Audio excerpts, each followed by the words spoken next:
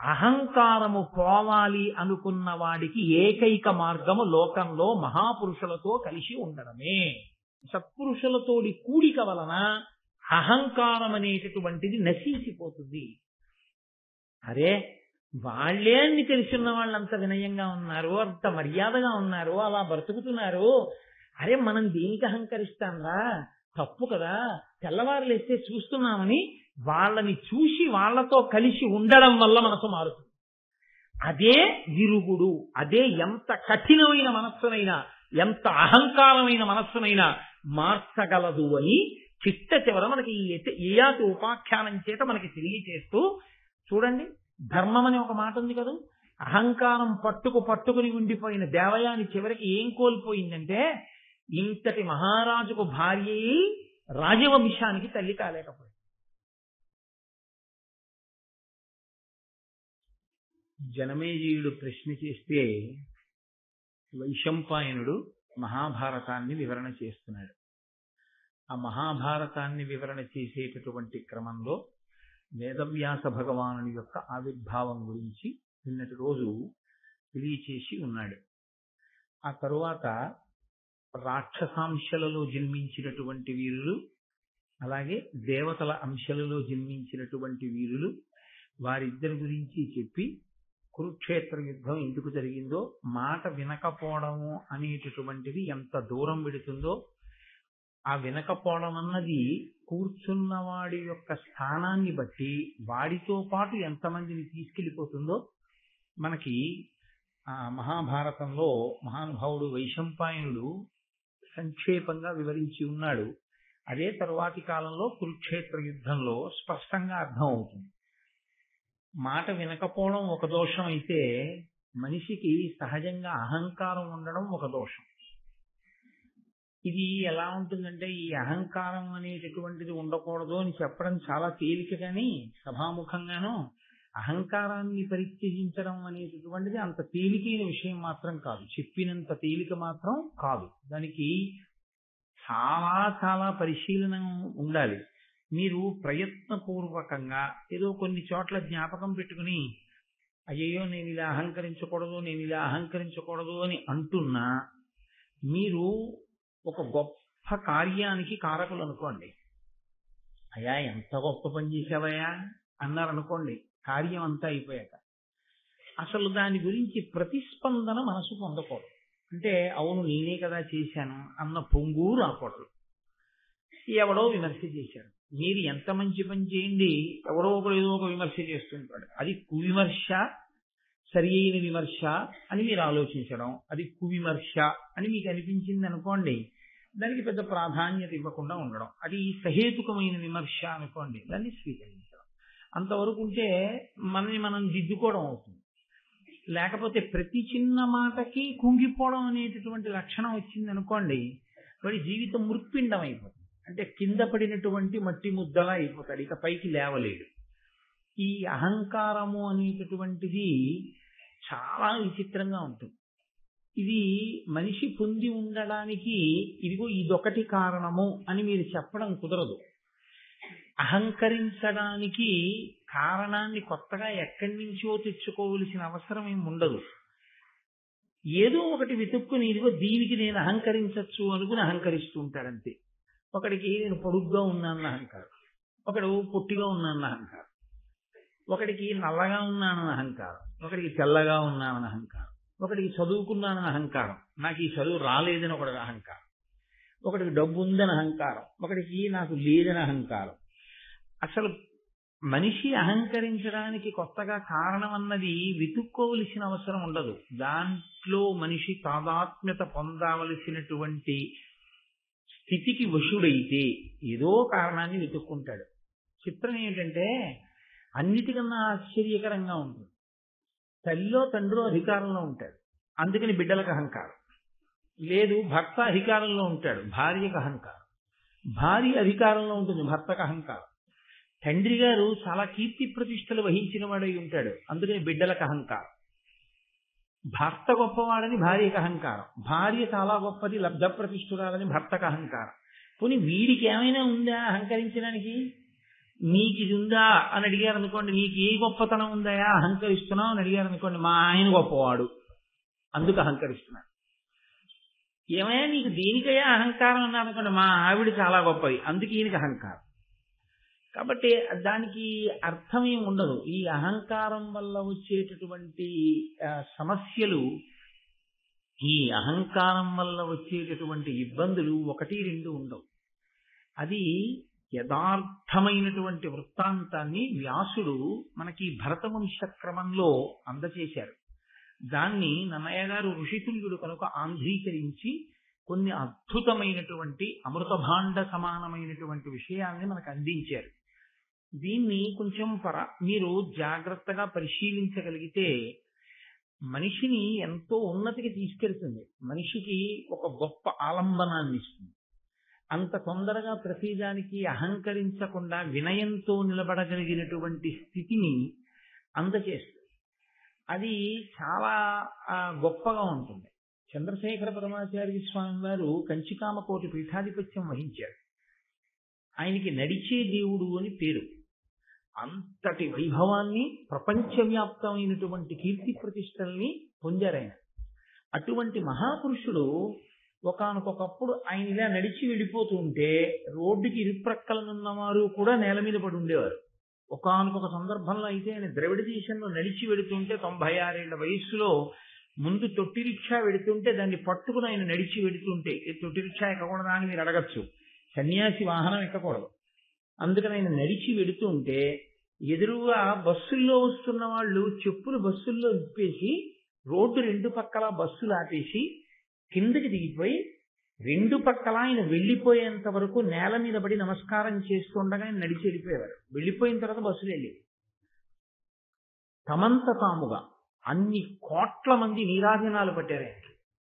అంతటి మహాపురుషుడు ఒకసారి మాట్లాడుతూ అన్నారు, ఇంతమంది నాకెందుకు నమస్కరిస్తారో తెలుసా? నేను శంకరాచార్యుల వారు బట్ట కట్టుకున్నట్టుగా బట్ట కట్టుకుని వేషం కట్టాను, అందుకుని నాకు నమస్కారాలు. ఇవన్నీ ఎవరికి చెందుతాయంటే శంకర భగవత్పాదులకి చెందుతాయి తప్ప ఇవన్నీ నాకు అని మీరు అనుకోకండి. ఈ నమస్కారాలన్నీ శంకరాచార్యుల వారికి. వారు ఎలా సత్యదండం పట్టుకున్నారో అలా, వారు ఎలా కాషాయం కట్టుకున్నారో అలా కట్టుకుని, వారు స్థాపించినటువంటి పీఠానికి నేను ఆధిపత్యం వహించినటువంటి కారణం చేత నాలో శంకరుల్ని చూసి నమస్కరిస్తున్నారు తప్ప ఈ నమస్కారములు నాకు కాదు. అలా అనగలిగినటువంటి స్థితి ఎంతమందికి ఉంటుంది? అది చాలా చాలా గొప్ప లక్షణం. ఎన్ని ఉన్నా తాను అంత వినయంగా ఉండగలగడం, తాను అంత మర్యాదతో ప్రవర్తించగలగడం, దేని చేత కూడా తాను ఆ గొప్పగా ఇదంతా నాదే అనేటటువంటి అహంకారాన్ని పొందకుండా ఉండగలగడం, అన్ని విభూతులు ఈశ్వరుడు ఇచ్చిన అత్యంత వినయంతో ప్రవర్తించగలగడం, ఇది అంత తేలిగ్గా అబ్బే విషయం కాదు. ఇక అహంకారం అంటారా, అది పొంది ఉండడానికి ఏమీ నేర్చుకోక్కర్లేదు. ఏమీ తెలియకపోవడమే అహంకారం పొంది ఉండడానికి ప్రధానమైనటువంటి కారణం. అన్నీ తెలిసి నాకు అణిగిమడిగి పడుంటుంది, ఏమీ నాకు ఎగిరిగిరి పడుతుంది అని మనకి తెలుగులో ఒక సామెత. అలా చాలా అద్భుతమైనటువంటి గాథ. నిజంగా మనుష్యుడిగా పుట్టినటువంటి ప్రతి వాడు మహాభారతంలో చదివి తెలుసుకుని అనుష్ఠానంలోకి తెచ్చుకోవడానికి ఆదర్శంగా తీసుకోవలసినటువంటి గాథ. అన్ని ధర్మ సూక్ష్మములతో కూడుకున్నటువంటి గాథ. ఆద్యంతము అంత గొప్పగా ఆవిష్కరించారు మహానుభావుడు నన్నయ్య గారు. మీరు ఆ కథాక్రమాన్ని పరిశీలనం చేదురు గాని, నేను నిన్నను ఆ కథ ప్రారంభం చేసి ఉన్నాను. బృహస్పతి కుమారుడు కచుడు, శుక్రాచార్యుల వారి కుమార్తె దేవయాని. శుక్రాచార్యుల వారు రాక్షసరాజైనటువంటి వృషపర్వుడికి మంత్రి. బృహస్పతి కుమారుడైనటువంటి కచుణ్ణి దేవతలందరూ ప్రార్థన చేశారు, నువ్వు త్రికరణ శుద్ధిగా గురువుని సేవించు. గురువు దగ్గర మాయోపాయంతో విద్య నేర్చుకోమని పంపించడం కొన్ని కోట్ల జన్మలు నశించిపోని పంపించడం. మాయోపాయంతో గురువు దగ్గర విద్య నేర్చుకోకూడదు. కాబట్టి గురు శుశ్రూష చేసి నేర్చుకో. ప్రధానంగా శుక్రాచార్యుల వారి దగ్గర ఏం తెలుసుకోవాలంటే మృత సంజీవని విద్య తెలుసుకో. ఆయన దగ్గర ఆ విద్య ఉన్న కారణం చేత చనిపోయిన వాళ్ళని బ్రతికిస్తున్నాడు శుక్రుడు. మనకి అలా బ్రతికించగలిగినటువంటి ఆ మంత్రశక్తి లేదు. ఆ కారణం చేత రాక్షసుల చేతిలో మడిసిపోయిన దేవతలు మళ్ళీ ప్రాణం పొందే అవకాశం కలగట్లేదు. కాబట్టి గురువుని సేవించి నువ్వు ఆ విద్య నేర్చుకో. ఆయన వెళ్ళి అదే చెప్పాడు, నేను బృహస్పతి కుమారుణ్ణని చెప్పాడు. అంతే గౌరవించాడు శుక్రాచార్యుల వారు. ఆదరించాడు, దగ్గర కూర్చోబెట్టుకున్నాడు, చదువు నేర్పుతున్నాడు. ఇక్కడ విచిత్రం ఒకటి ఉంది. ఇంత చదువుకున్నవాడైనా, ఇంత తపోనిష్టాగరిష్ఠుడైనా, అటువంటి మృత సంజీవిని విద్యని వశం చేసుకున్నవాడైనా, ఇంత ప్రతిష్ట పొందినవాడైనా, దేవగురువు బృహస్పతి ఎటువంటి వాడో తాను అటువంటి వాడైనా, శుక్రాచార్యుల వారికి అధిగమించలేని బలహీనత ఒకటి ఉంది. ఏమిటా బలహీనత అంటే ఆయనకు ఒక్కతే కూతురు దేవయాని. ఆయన ఆ దేవయాని మనసు గాయపడడాన్ని కించిత్ ఇష్టపడడు. దేవయాని ప్రీతి చెందితే శుక్రాచార్యుల వారు చాలా రెట్లు ప్రీతి చెందుతారు.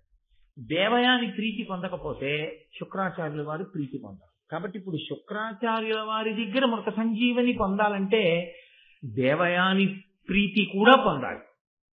అయితే ఇక్కడ ఒక ధర్మ సూక్ష్మాన్ని మీరు గమనించవలసి ఉంటుంది. అలాగే ప్రవర్తించాడు కచుడు. అలాగే ప్రవర్తించాడు అన్నప్పుడు కచుడు బ్రహ్మచారి, దేవయాని కన్య. ఆయన ఆమెని అంతగా సేవిస్తే, అంతగా దగ్గరైతే, వాళ్ళిద్దరి మధ్య ఏర్పడేటటువంటి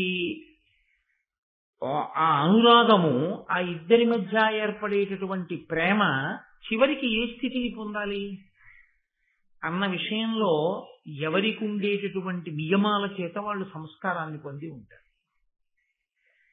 యువతలి వారు అవతల వారిని ఏ కారణం చేత అలా చూస్తున్నారు అన్నదాన్ని బట్టి దగ్గరగా ఉన్న హృదయములు పవిత్రంగా ఉంటాయి. అలా చూడడం చేత కాకుండా చూడడంలో దోషం ఏదైనా ఉంటే ఇవి వేరు పరిణామాలకి దారితీస్తాయి. అదే జరిగింది ఈ కథలో. అది ఎందుకు వచ్చిందో వివరణ చేస్తున్నారు మనకి నన్నయ్య గారు. కచుడు బాగా బృహస్పతిని, బాగా శుక్రాచార్యుల వారిని, దేవయానిని సేవించినటువంటి కారణం చేత చాలా ప్రీతి పొందుతున్నాడు శుక్రాచార్యుల వారు ప్రతిరోజు. ఈయన ప్రీతి ఎక్కువైపోతే ఏదో ఒక రోజున మృత సంజీవని విద్యని ఉపదేశం చేసేస్తాడు గురువుగారు.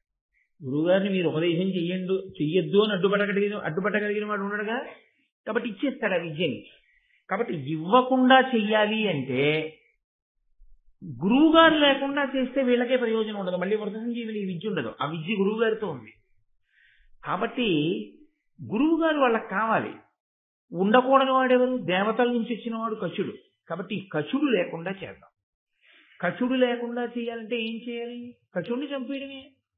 బ్రహ్మచర్యాశ్రమంలో ఉన్నటువంటి వాడికి కొన్ని విహితములు ఉంటాయి, కొన్ని కర్తవ్యములు ఉంటాయి. ఎప్పుడైనా గురుపత్ని పిలిచి నాయన భిక్షాన్నం తీసుకురా అందనుకోండి, వెళ్ళి భిక్షాన్నం తీసుకొస్తాడు. గురువు గారు పిలిచి సమిధలు పట్టుకురా అంటే సమిధలు పట్టుకొస్తాడు. వెళ్ళి కాసిన పువ్వులు, పళ్ళు, తేనె పట్టుకురా, వెళ్ళి పట్టుకొస్తాడు. లేదు ఏదో ఈ ధేనువులను, ఆవులను మేపు అంటే ఆవుల్ని తీసుకెళ్లి మేపుతూ ఉంటాడు. అలాగే కచుడు ఒక రోజున ఆవుల్ని తీసుకుని వెళ్ళాడు. వెళ్ళి ఆ ఆవుల్ని మేపుతున్నాడు. మీరు ఒక విషయాన్ని గమనించవలసి ఉంటుంది. ఈశ్వరుడు అన్నవాడు ఒకడు ఇప్పుడు ఉంటుంటాడు. నిన్ననే మీతో నేను మనవి చేసి, ఆ పరదేవత ఉంటుంది. కదలిక అన్నది మీరు ఎప్పుడు చెప్పినా అది పరదేవతానుగ్రహము అని మీరు గుర్తుపెట్టుకోవాలి. కదలికలన్నీ ఆగిపోయినటువంటి స్థితిలో అంతర్ముఖుడై సమాధి యందు శివుడితో రమిస్తూ తాను శివుడుగా నిలబడిపోయిన స్థితిలో శివుడు తప్ప మిగిలిన కదలికలు ఎప్పుడు ఉన్నా అదంతా పరదేవతానుగ్రహమే. ఆ పరదేవతానుగ్రహము లోపించిందో కదలిక ఇంకొకలా మారిపోతుంది. కదలిక ఇంకొకలా మారిన ఉత్తర క్షణంలో పతనం ప్రారంభమైంది. అమ్మవారి అనుగ్రహం లేదు, ఒక్క కదలిక పాడి చేస్తుంది ఆవిడ. ఏదో ఒక కదలిక తేడా వస్తుంది అంతే. అది జీవితాన్ని కాదు, కడుపున పుట్టిన బిడ్డల్ని కూడా పాడు చేసేస్తుంది. పరదేవత అనుగ్రహం ఉంది. మీ కదలికలో దోషం వస్తుంటే ఆవిడ దిద్దుతుంది. ఆవిడ దిద్దడానికైనా, అందుకే ఆవిడ పంచతన్మ ప్రశాయక. ఆవిడ వీడిలా ఇంద్రియ లౌల్యానికి గురి కాని అని విడిచిపెట్టినా ఒక్కటే కారణం, అవతల వ్యక్తి యొక్క ధర్మనిష్ట, అవతల వ్యక్తి యొక్క భక్తి, ఈ రెండిటినీ ప్రాతిపదికగా తీసుకుంటాం.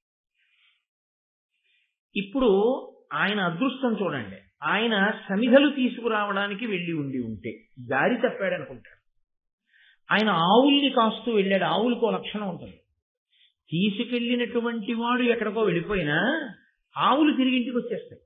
వాటికి అదొక లక్షణం ఉంటుంది. నిన్ను శృంగగిరి పీఠాన్ని నిర్వహణ చేసేటటువంటి హరిప్రసాద్ గారు మన దగ్గరికి వచ్చారు.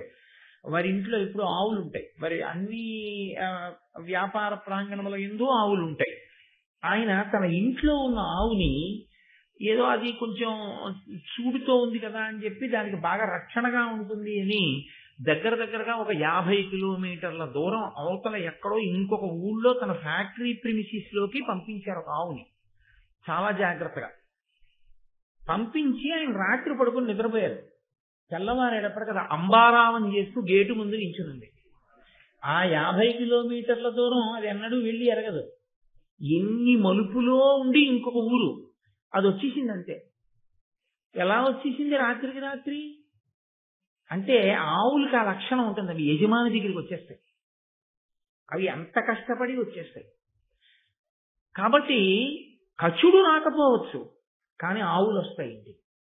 కాబట్టి ఆ రోజున ధేనువుల్ని కాస్తూ అతను వెళ్ళడమే అతని అదృష్టం. కాబట్టి అతనికి ఏదో జరిగింది అని అనుమానించడానికి ఒక కారణం ఏర్పడింది. దేవయానిని కూడా తృప్తిపరిస్తే తప్ప, దేవయాని కూడా సంతోషిస్తే తప్ప, సంతోషించని మనసు కచుడికి ఉండడం, శుక్రుడికి ఉండడం కచుడికి అదృష్టమైంది. ఎందుకని? శుక్రుడు పట్టించుకోలేదు, కానీ దేవయాని పట్టించుకోలేదు. వీడు ఇంకా ఇంటికి ఎందుకు రాలేదని అడిగింది. అలా అడిగేవాళ్ళు లేరనుకోండి, ఆయన ఏమైపోను, కుక్కలు పీకేసిన పులులు తినేసిన అయినా బతికించగలడు శుక్రాచార్యుల వాడు. కాబట్టి ఇప్పుడు ఆ రాక్షసులు ఏం చేశారంటే ఆయన్ని తీసుకెళ్లి ఓ చెట్టు కట్టేసి ఆయన్ని నరికి చంపేశారు. ఇప్పుడు ఆ కచుడు మరణించాడు. సాయంకాలం వరకు ఆవులు ఆ చుట్టుపక్కల మేత మేసాయి. వెనకాతల తోలుకెళ్లిన వాడు ఎవరున్నాడో అతను మరణించాడు, చెట్టు కట్టేశాడు. కాబట్టి ఇప్పుడు ఆ శవాన్ని పీక్కు తినడం కూడా చాలా తేలిక క్రూర మృగాలకి. ఆవులు తిరిగి వచ్చాయి. శుక్రాచార్యుల వారు పట్టించుకోవాలి. ఆయన సాయంకాలం తను చేయవలసిన హోమం ఏముందో అగ్నికార్యం అది చేసుకున్నాడు. చేసుకుని ఆయన ప్రశాంతంగా కూర్చున్నాడు. దేవయాని వచ్చింది. వచ్చి శుక్రాచార్యుల వారిని ప్రశ్న వేసింది. ఇది అద్భుతమైనటువంటి రచనా విధానం. ఇందులో ఎక్కడా కూడా ఇంకొక రకమైన మాటను అన్నయ్య గారు తిన్నగా వాడరు. అంటే మీరు అర్థం చేసుకుని ఉంటారు నన్ను. కానీ ఆమె హృదయము ఆయన యందు అనురక్తమయ్యున్నది అన్న విషయం మాత్రం ఆవిడ మాట్లాడుతున్న తీరు బట్టి స్పష్టం. కాబట్టి ఆవిడండి శుక్రాచార్యుల వారి దగ్గరికి వెళ్ళి, వాడిమయాఖముల్ కలుగువాడ పరాంబుది గ్రుంకే ధేనువుల్ నీడిట వచ్చే ఏకతమ ఇష్టమయిన్ భవదగ్నిహోత్రముల్ పోడిగ వేల్వడాబడి ప్రొద్దును పోయి కచుండు నెనియున్ రాడు వనంబులోన మృగరాక్షస పన్నగ బాధనొందెనో. ఇది మనసులో ఎంతో ప్రేమ ఉన్నటువంటి వాళ్ళు తప్ప మాట్లాడనటువంటి మాటలు. కచుడు అన్నవాడు వాడు తిరుగుతున్నాడు, వాడు కనపట్టలేదు ఏంటంటే ఇవాళ అని వెళ్ళిపోవడం వేరు. ఈవిడ ఇవాళ మాట్లాడుతున్న తీరు వేరు. దేవయాని అంటే దేవయాని ఆయన ఎందు కచుని ఎందు అనురాగమును పెంచుకుంటోంది అనడానికి ఈ పద్యం సాక్ష్యం. ఆవిడంది, వాడిమయూఖముల్ కలుపువాడ పరాంబుది గ్రుంకే. చాలా తీవ్రమై వేడి కలిగినటువంటి కిరణములు కలిగినటువంటి సూర్య భగవానుడు పశ్చిమ సముద్రంలో మునక వేశాడు. అంటే సూర్యాస్తమయం అయిపోయింది. ధేనువుల్ నేటిట వచ్చే నేకతమ, వెళ్ళినటువంటి ఆవులు ఒక్క ఆవులే తిరిగి వచ్చాయి. ఆవుల్ని తోలుకుని వెళ్ళిన వాడు తిరిగి రాలేదు. నిష్టమయిన్ భవదగ్నిహోత్రముల్ పోడిగ వెల్వగాబడియే, నీ అగ్నిహోత్రం ఉందే దానికి చక్కగా నువ్వు హోమకార్యం మాత్రం పూర్తి చేసేశావు, హవిస్సులు ఇచ్చేసావు, ఆ అగ్నిలో వేల్చవలసినవి వేల్చావు, దానికి చేయవలసిన పూజ పూర్తి చేసేశావు. అంటే అందులో ఒక చిన్న దెప్పి పొడుపు ఉంది, నువ్వు పట్టించుకోలేదు, కచుడు రాలేదన్న విషయాన్ని నాన్న. కాబట్టి నువ్వు సాయంకాలం చేయవలసిన పని చేసేసావు, అగ్నికార్యం అయిపోయింది. కచుండు రాడు, కచుడు మాత్రం తిరిగి రాలేదు. అంటే ఆవిడికి ఎంత ఆందోళన ఉందో చూడండి ఆయన రాకపోవడం మీద. కచుండు రాడు వనంబులోన మృగరాక్షస పన్నగ బాధనుందెనో. వనంలో అరణ్యంలో మృగముల వలన కాని, రాక్షసుల వలన కాని, పాముల వలన కాని ఏమైనా బాధ పొందాడో ఏమో. కాబట్టి నాన్నగారు కచుడు రాలేదు, నాకు చాలా ఆందోళనగా ఉంది అన్నారు.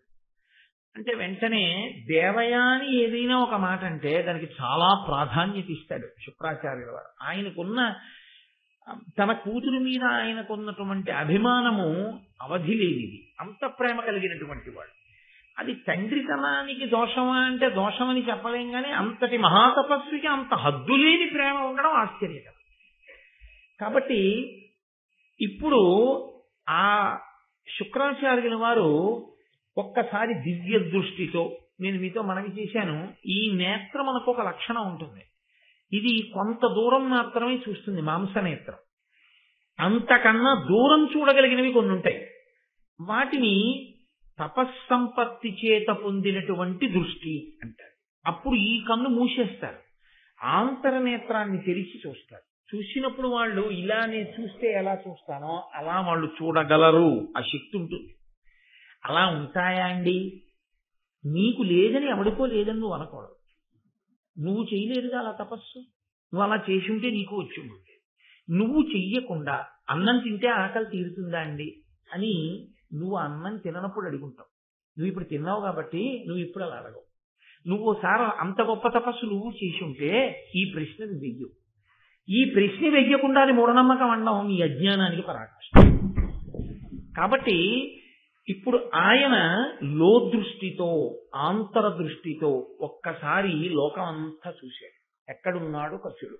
ప్రధానంగా అరణ్యమే కదండి, ఆ ధేనువుల్ని తీసుకెళ్ళింది, కనపడలేదు. ఏమిటా అని బాగా పరిశీలనంగా చూస్తే ఓ చెట్టుకి కట్టబడినటువంటి శవం కనపడింది. ఆయన అన్నాడు, చంపేశారమ్మా, రాక్షసులు కచుడిని చంపేశారు అసూయ చేత. అదిగో చెట్టు దగ్గర ఉందమ్మా శవం అన్నాడు. వెంటనే దేవయాని చాలా బాధపడిపోయింది. అలా కాదు నాన్నగారు, బ్రతికించాలని ఆయన తన విద్యని స్మరించాడు, మృత సంజీవని స్మరించి. అంటే ఎంత చెప్పు చేతల్లో ఉంటాయో చూడండి ఆ శక్తులు. ఒకసారి వశం అయిపోతే అది పెద్ద విశేషం కాదండి. ఒక కుక్క వశం అయితే మీరు బంతి అలా విసిరి పట్టరా అంటే పట్టుకొస్తుంది వెళ్ళి, మీరు రాత్రి పడుకుంటే తిరుగుతూ కాపాడు. ఒక పెద్ద పులి, సహజంగా క్రౌర్యం ఉన్నటువంటి పులి, ఇదిగో ఈ వలయంలోంచి దూరు అంటే దూరుతుంది అలవాటు చేస్తే. ఒక దివ్యమైనటువంటి శక్తిని పొందినవాడు ఆ శక్తిని వెళ్ళి వీడి చెయ్యి అంటే ఆ శక్తి ఆయనకి ఎందుకు వశమై పనిచేయదని మీరు అనుకుంటున్నారు. కాబట్టి పని చేస్తుందంటే. కాబట్టి ఆయన మృత సంజీవని విద్యని పిలిచి అన్నాడు, నువ్వు వెళ్ళదిగో చెట్టుకు కట్టబడినటువంటి కచుణ్ణి స్పృశించి ఆయన్ని మళ్ళీ పునరుజ్జీవితుణ్ణి చెయ్యి. ఇప్పుడు ఆ విద్య వెళ్ళి ఆయన్ని స్పృశించింది, ఆయన మళ్ళీ బ్రతికాడు. కచుడు తిరిగి వచ్చేసాడు. చాలా సంతోషించాడు కచుడు, మహానుభావుడు నన్ను బ్రతికించాడు. పైకి ఈ మాట అనకపోయినా లోపల చాలా సంతోషించింది దేవయాని.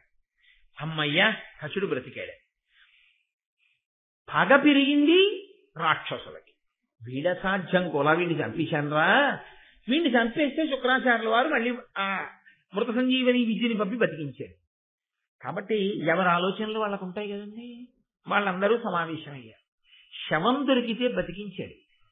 కాబట్టి అసలు శవం దొరకకుండా ఉండాలి. మన గురువు గారి దగ్గర శక్తి ఉంది. బూది చేసేసి ఎక్కడన్నా పెట్టినా బతికిస్తాడు మళ్ళీ. కాబట్టి ఇక బతికించడానికి అవకాశం లేకుండా చేయాలంటే ఏం చేయాలి? బూది చేసి గురువు గారి కడుపులోకే పంపించేయాలి.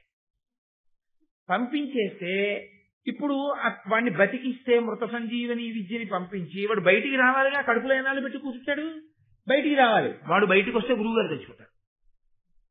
అందుకని గురువుగారికి బతికించాడు. కాబట్టి గురువుగారి కడుపులోకే పంపించేయాలంటే ఈ మాట వాణ్ణి చంపి కాల్చి బూది చేసి గురువుగారు పుచ్చుకునేటటువంటి మద్యంలో కలిపి పట్టించాడు. మద్యానికి మత్తు ఎక్కించే లక్షణం ఉందిగా, అందులో ఏమిటి అంత బూది వస్తోంది ఏమిటి, అది అలా ఉంది ఏమిటి ఆలోచించాడు. మొదటి గుటకలోనే మత్తు ప్రారంభమై తాగేస్తాడు అని వాళ్ళు ఏం చేశారంటే కచుణ్ణి కాల్చి ఆ శవాన్ని బూది చేసి ఆ బూది తీసుకెళ్లి శుక్రాచార్యుల వారు తాగేటటువంటి మద్యంలో కలిపి ఆయనకి ఇచ్చారు. ఆయన పుచ్చేసుకున్నారు. అంటే దీన్ని బట్టి ఒక విషయం స్పష్టము అని తెలుస్తోంది. అప్పటి వరకు బ్రాహ్మణులు కూడా మద్యం సేవించేటటువంటి అలవాటు ఉందన్నమాట. కాబట్టి ఇప్పుడు అడవికి పువ్వులు తేరగబడి నరిగిన కచుని చంపి వారక ధనుజుల్ పొడవుసెడ కాల్చి సురతో పడయకయ బూది శుక్రు త్రావించి రొగిన్. పువ్వులు తేవడానికి అరణ్యానికి వెళ్ళినటువంటి కచుణ్ణి చంపేసి కాల్చేసి బూది చేసి సురలో కలిపి శుక్రాచార్యుల వారితో తాగించేశారు. తాగించేస్తే మళ్ళీ చీకటి పడిపోయింది. మళ్ళీ రాలేదు. మళ్ళీ రాకపోతే పట్టించుకునేవాడు ఎవరు? దేవయాని ఒక్కటే. అలా అసమానం అతని గురించి ఆలోచించి అతను వచ్చాడో లేదో అంటే అర్థం ఏంటి? పగలంతా ఆవిడ రాత్రి ఎప్పుడు వస్తాడని ఎదురు చూసుకుంటుందని గుర్తు. అంటే దాని అర్థం ఒక కన్యకి ఎటువంటి లక్షణం ఏర్పడింది అంటే అది ఖచ్చితంగా అనురాగ సంబంధమై ఉన్నది. కాబట్టి ఇప్పుడు ఆవిడ సాయంకాలం అయింది, అడిగితే ఆయన అన్నాడు చాలా తేలిక, అమ్మ ఏముంది పెద్ద విచిత్రం, రాక్షసులు మళ్ళీ చంపేసి అని మళ్ళీ బతికించమంటుందేమో గొడవని చెప్పి ఆయన అన్నాడు ఉత్తమగతులు పొందుతాడులేమ్మా, ఆయన బ్రహ్మచర్యం ఆయన విధి ఆయన పాటించాడుగా, చంపిన వాళ్ళు పాడవుతారేమో కానీ ఆయనకి ఉత్తమగతులకి వెళ్ళిపోయి ఉంటాడులే, వెళ్ళు అన్నాడు. ఆవిడంది నేను అన్నం ముట్టను ఏమనుకుంటున్నావు, అన్నం కూడా తిన్నావు కచుడు లేకపోతే అంటే ఇంకా వేరే చెప్పాలా? ఈ రోజుల్లో వాడేటటువంటి భాష ఏది ఉందో అది కచుడికి దేవయానికి మధ్య దేవయాని వైపు నుంచి అంకురారోపణం జరుగుతోంది అన్న విషయాన్ని నేను చెప్పాలేమిటి కొత్తగా? సిద్ధాస్తులమే కాబట్టి మనం దాన్ని తెలుసుకోగలం. కాబట్టి ఇప్పుడు ఆయన ఏం పర్వాలేదమ్మా కచుడు సుగతిని పొంది ఉంటాడు అంటే ఆవిడంది అతిలోకోత్తరుడైన అంగిరిసు మనమడు ఆశ్రితుండు ఆ బృహస్పతికి పుత్రుడు నీకు శిష్యుడు స్వరూప బ్రహ్మచర్యాశ్రమ వ్రత సంపన్నుడు అకారణంబా ధనుజ వ్యాపాగితుండైన అచ్యుత ధర్మజ్ఞ మహాత్మా ఆ కచునికి శోకింపకెట్లుండేదాన్ని. ఇవిటయా చాలా తేలిగ్గా చెప్పించారు నాన్నగారు. లోపలికి వెళ్ళమ్మా ఉత్తమ గతులు పొందుంటారంటారు ఏమిటి మీరు? ఆయన ఎవరనుకుంటున్నారు? మహానుభావుడైనటువంటి అంగిరస మహర్షి యొక్క మనవడు, మిమ్మల్ని ఆశ్రయించి ఉన్నవాడు, తండ్రిని ఆశ్రయించినట్టు గురువు గారిని ఆశ్రయించి ఉన్నాడు అతను. కాబట్టి మీరు రక్షకులు ఇప్పుడు ఆయనకి. పైగా దేవగురువు అయినటువంటి బృహస్పతి కుమారుడు, ఏమి సామాన్యుడు కాడు, మీకు శిష్యుడు. నాన్నగారండి మీకు శిష్యుడైన స్వరూపమైనటువంటి బ్రహ్మచర్యాశ్రమము యొక్క వ్రతమునందు సంపన్నమైన స్థితిని పొందినవాడు, అంత బాగా బ్రహ్మచర్యాశ్రమాన్ని అనుష్ఠిస్తున్నవాడు. అటువంటి వాణ్ణి కారణం లేకుండా ఈ రాక్షసులు ఆయన మీద క్రోధాన్ని పెట్టుకుని ఆయన్ని చంపేశారు. అటువంటి కచుడు గురించి శోకించద్దంటారేంటి? ఇన్ని కారణాలు ఉన్నాయి, అటువంటి మహాత్ముడు చచ్చిపోతే అనకపోవడానికి నేను ఏడుస్తున్నాను. ఏడిస్తే ఏడంటారేమో నేను అన్నం తిన్నాను ఆ కచుడు లేకపోతే. అప్పటికీ ఆమెకి అనురాగం ఉన్నది అన్న విషయం శుక్రాచార్యుల వారికి ఎందుకు అర్థం కాలేదండి అని మీరు నన్ను ప్రశ్న. అలా ఆమె అనురక్త అవుతుంది అని శుక్రాచార్యుల వారు వేరొక కారణానికి ఊహించలేదు. ఏ కారణమో నేను మీకు ఎదురు చూపిస్తాను.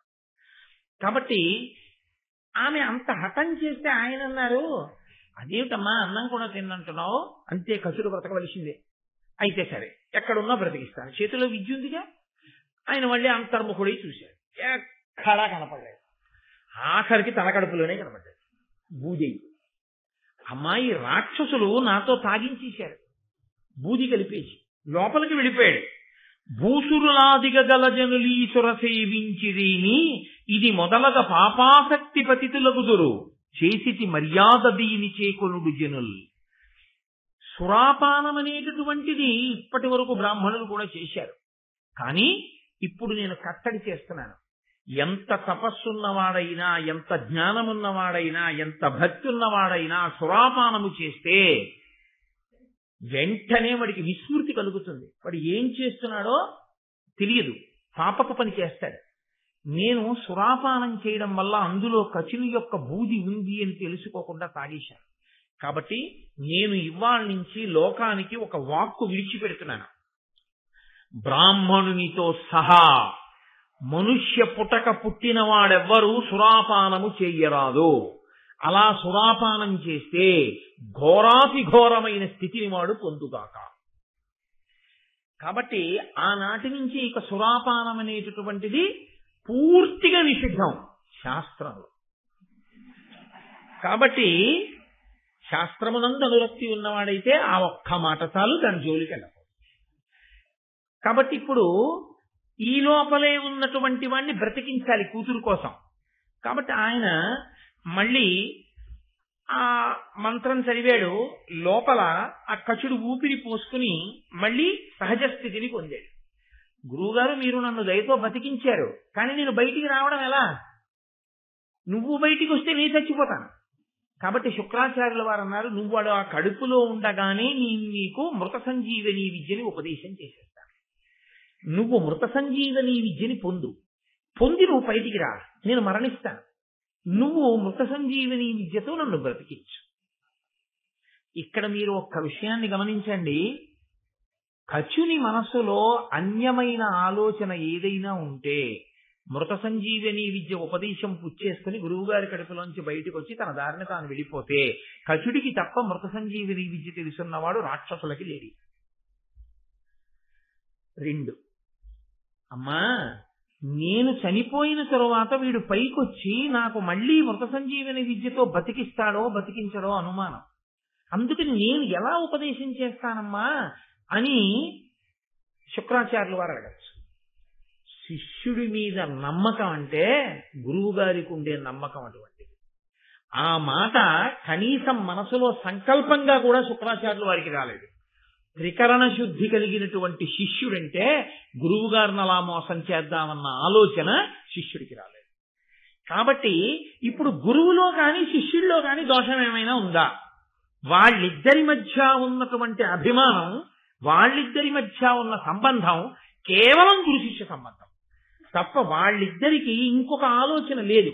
ఇంకొక ఆలోచన లేదు కాబట్టే ఎప్పుడూ శుక్రాచార్యులు వారు ఏమనుకునేవాడంటే, ఈయన ఈ కచుడు నాకు శిష్యుడు కనుక అతను నాకు కొడుకుతో సమానం. నాకు కొడుకుతో సమానం కనుక దేవయాని నాకు కూతురు, దేవయాని నాకు కూతురు కనుక వాళ్ళిద్దరూ అన్నా చెల్లెళ్ళు అవుతారు. ఒక చెల్లెలుగా అన్నగారి కోసం బెంగబెట్టుకుంటోందనుకున్నాడు తప్ప ఆమె ధర్మాన్ని తప్పి అనురక్తి అవుతోందని శుక్రాచార్యుల వారు ఊహించలేకపోయాడు.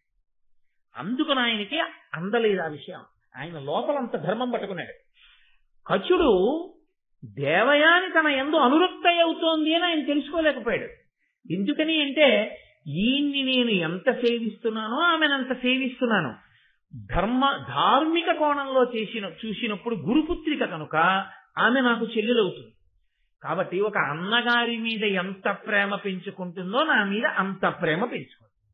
లోకంలో చూడండి, ఒక్కొక్క చోట తోడ పుట్టినటువంటి అన్నదమ్ముల మీద ఎంత ప్రేమ ఉంటుందో, ఆ కుటుంబంతో సాన్నిహిత్యం పొంది అన్నయ్య అన్నయ్య అని పిలిపించుకున్న వాళ్ళ మీద అంత ప్రేమ ఉంటుంది ఒక్కొక్కసారి. అందుకని నా మీద అంత ప్రేమ పొందిందనుకున్నాడు కచుడు. కాబట్టి ఇప్పుడు కచుని యందు దోషం లేదు, శుక్రుని యందు దోషం లేదు, వాళ్ళిద్దరూ ధర్మానికి కట్టుబడ్డారు. దోషం అంటూ ఉంటే ఎవరి యందు ప్రవేశించింది? ధర్మం తప్పి అనురక్త అవ్వడం అనేటటువంటి దోషం ఒక్క దేవయాని ఎందే పుట్టి. ఇప్పుడు ధర్మ వైక్లభ్యం అంటూ ఏదైనా జరిగితే అది దేవయాని వల్లే జరిగింది. ఇది ఒకరు చెప్తే వినే గుణం అయితే బాగుండుండేది. దేవయాని పాత్రలో యథార్థముగా తనంత తానుగా అహంకరించడానికి దేవయానికి అంత గొప్ప లక్షణాలు ఏం లేవు. అంత గొప్పగా చెప్పేసినట్టుగా నన్నయ్య గారు ఏం చెప్పలేదు ఎక్కడ. ఆవిడ ఎప్పుడు చెప్పుకున్నా ఆవిడ అహంకారం అంతా ఏమిటంటే నేను శుక్రాచార్యుల వారి కూతురు కాబట్టి నేను ఆయన యందు అనురక్త అవడమే వాడి జన్మధన్యం. నేను నీదానవుతానంటే పొంగిపోతాడు తప్ప అన్నన్నా అంటాడేమిటి అసలు అననే అనడం, అయ్య బాబోయ్ దేవయాని నా భార్య ఎవడమా అని పరవశించి కింద పడిపోతాడు అనుకుందండి. నేను శుక్రాచార్యుల వారి కూతుర్ని అనేటటువంటి లక్షణం చేత ఆవిడ పెంచుకున్న అభిజాత్యమో అహంకారమో అటువంటిది. నేను మీతో మనవి చేసింది అదే ఉపోద్ఘాతం. నేను బృహస్పతి కొడుకుని అని కచుడు కూడా అహంకరించవచ్చు, నేను మృత సంజీవని ఉన్నవాణ్ణి అని శుక్రాచార్యుల వారు కూడా అహంకరించవచ్చు. వాళ్ళిద్దరికీ లేదు. వాళ్ళు వాళ్ళ ధర్మంలో వాళ్ళు నిలబడ్డారు. వాళ్ళ మనసుల్లో ఏ విధమైనటువంటి అహంకారాలు లేవు, ఏ విధమైన అన్యభావనలు లేవు. ఉన్న అల్లరంతా ఎక్కడొచ్చింది? దేవయానితోనే వచ్చింది. కాబట్టి ఇప్పుడు తాను పొందాలనుకున్న ప్రధానమైన విద్యని తాను పొందేశాడు, మృత సంజీవని. పైగా గురువు గారిని సేవించి ఇతర విద్యలు నేర్చుకున్నాడు.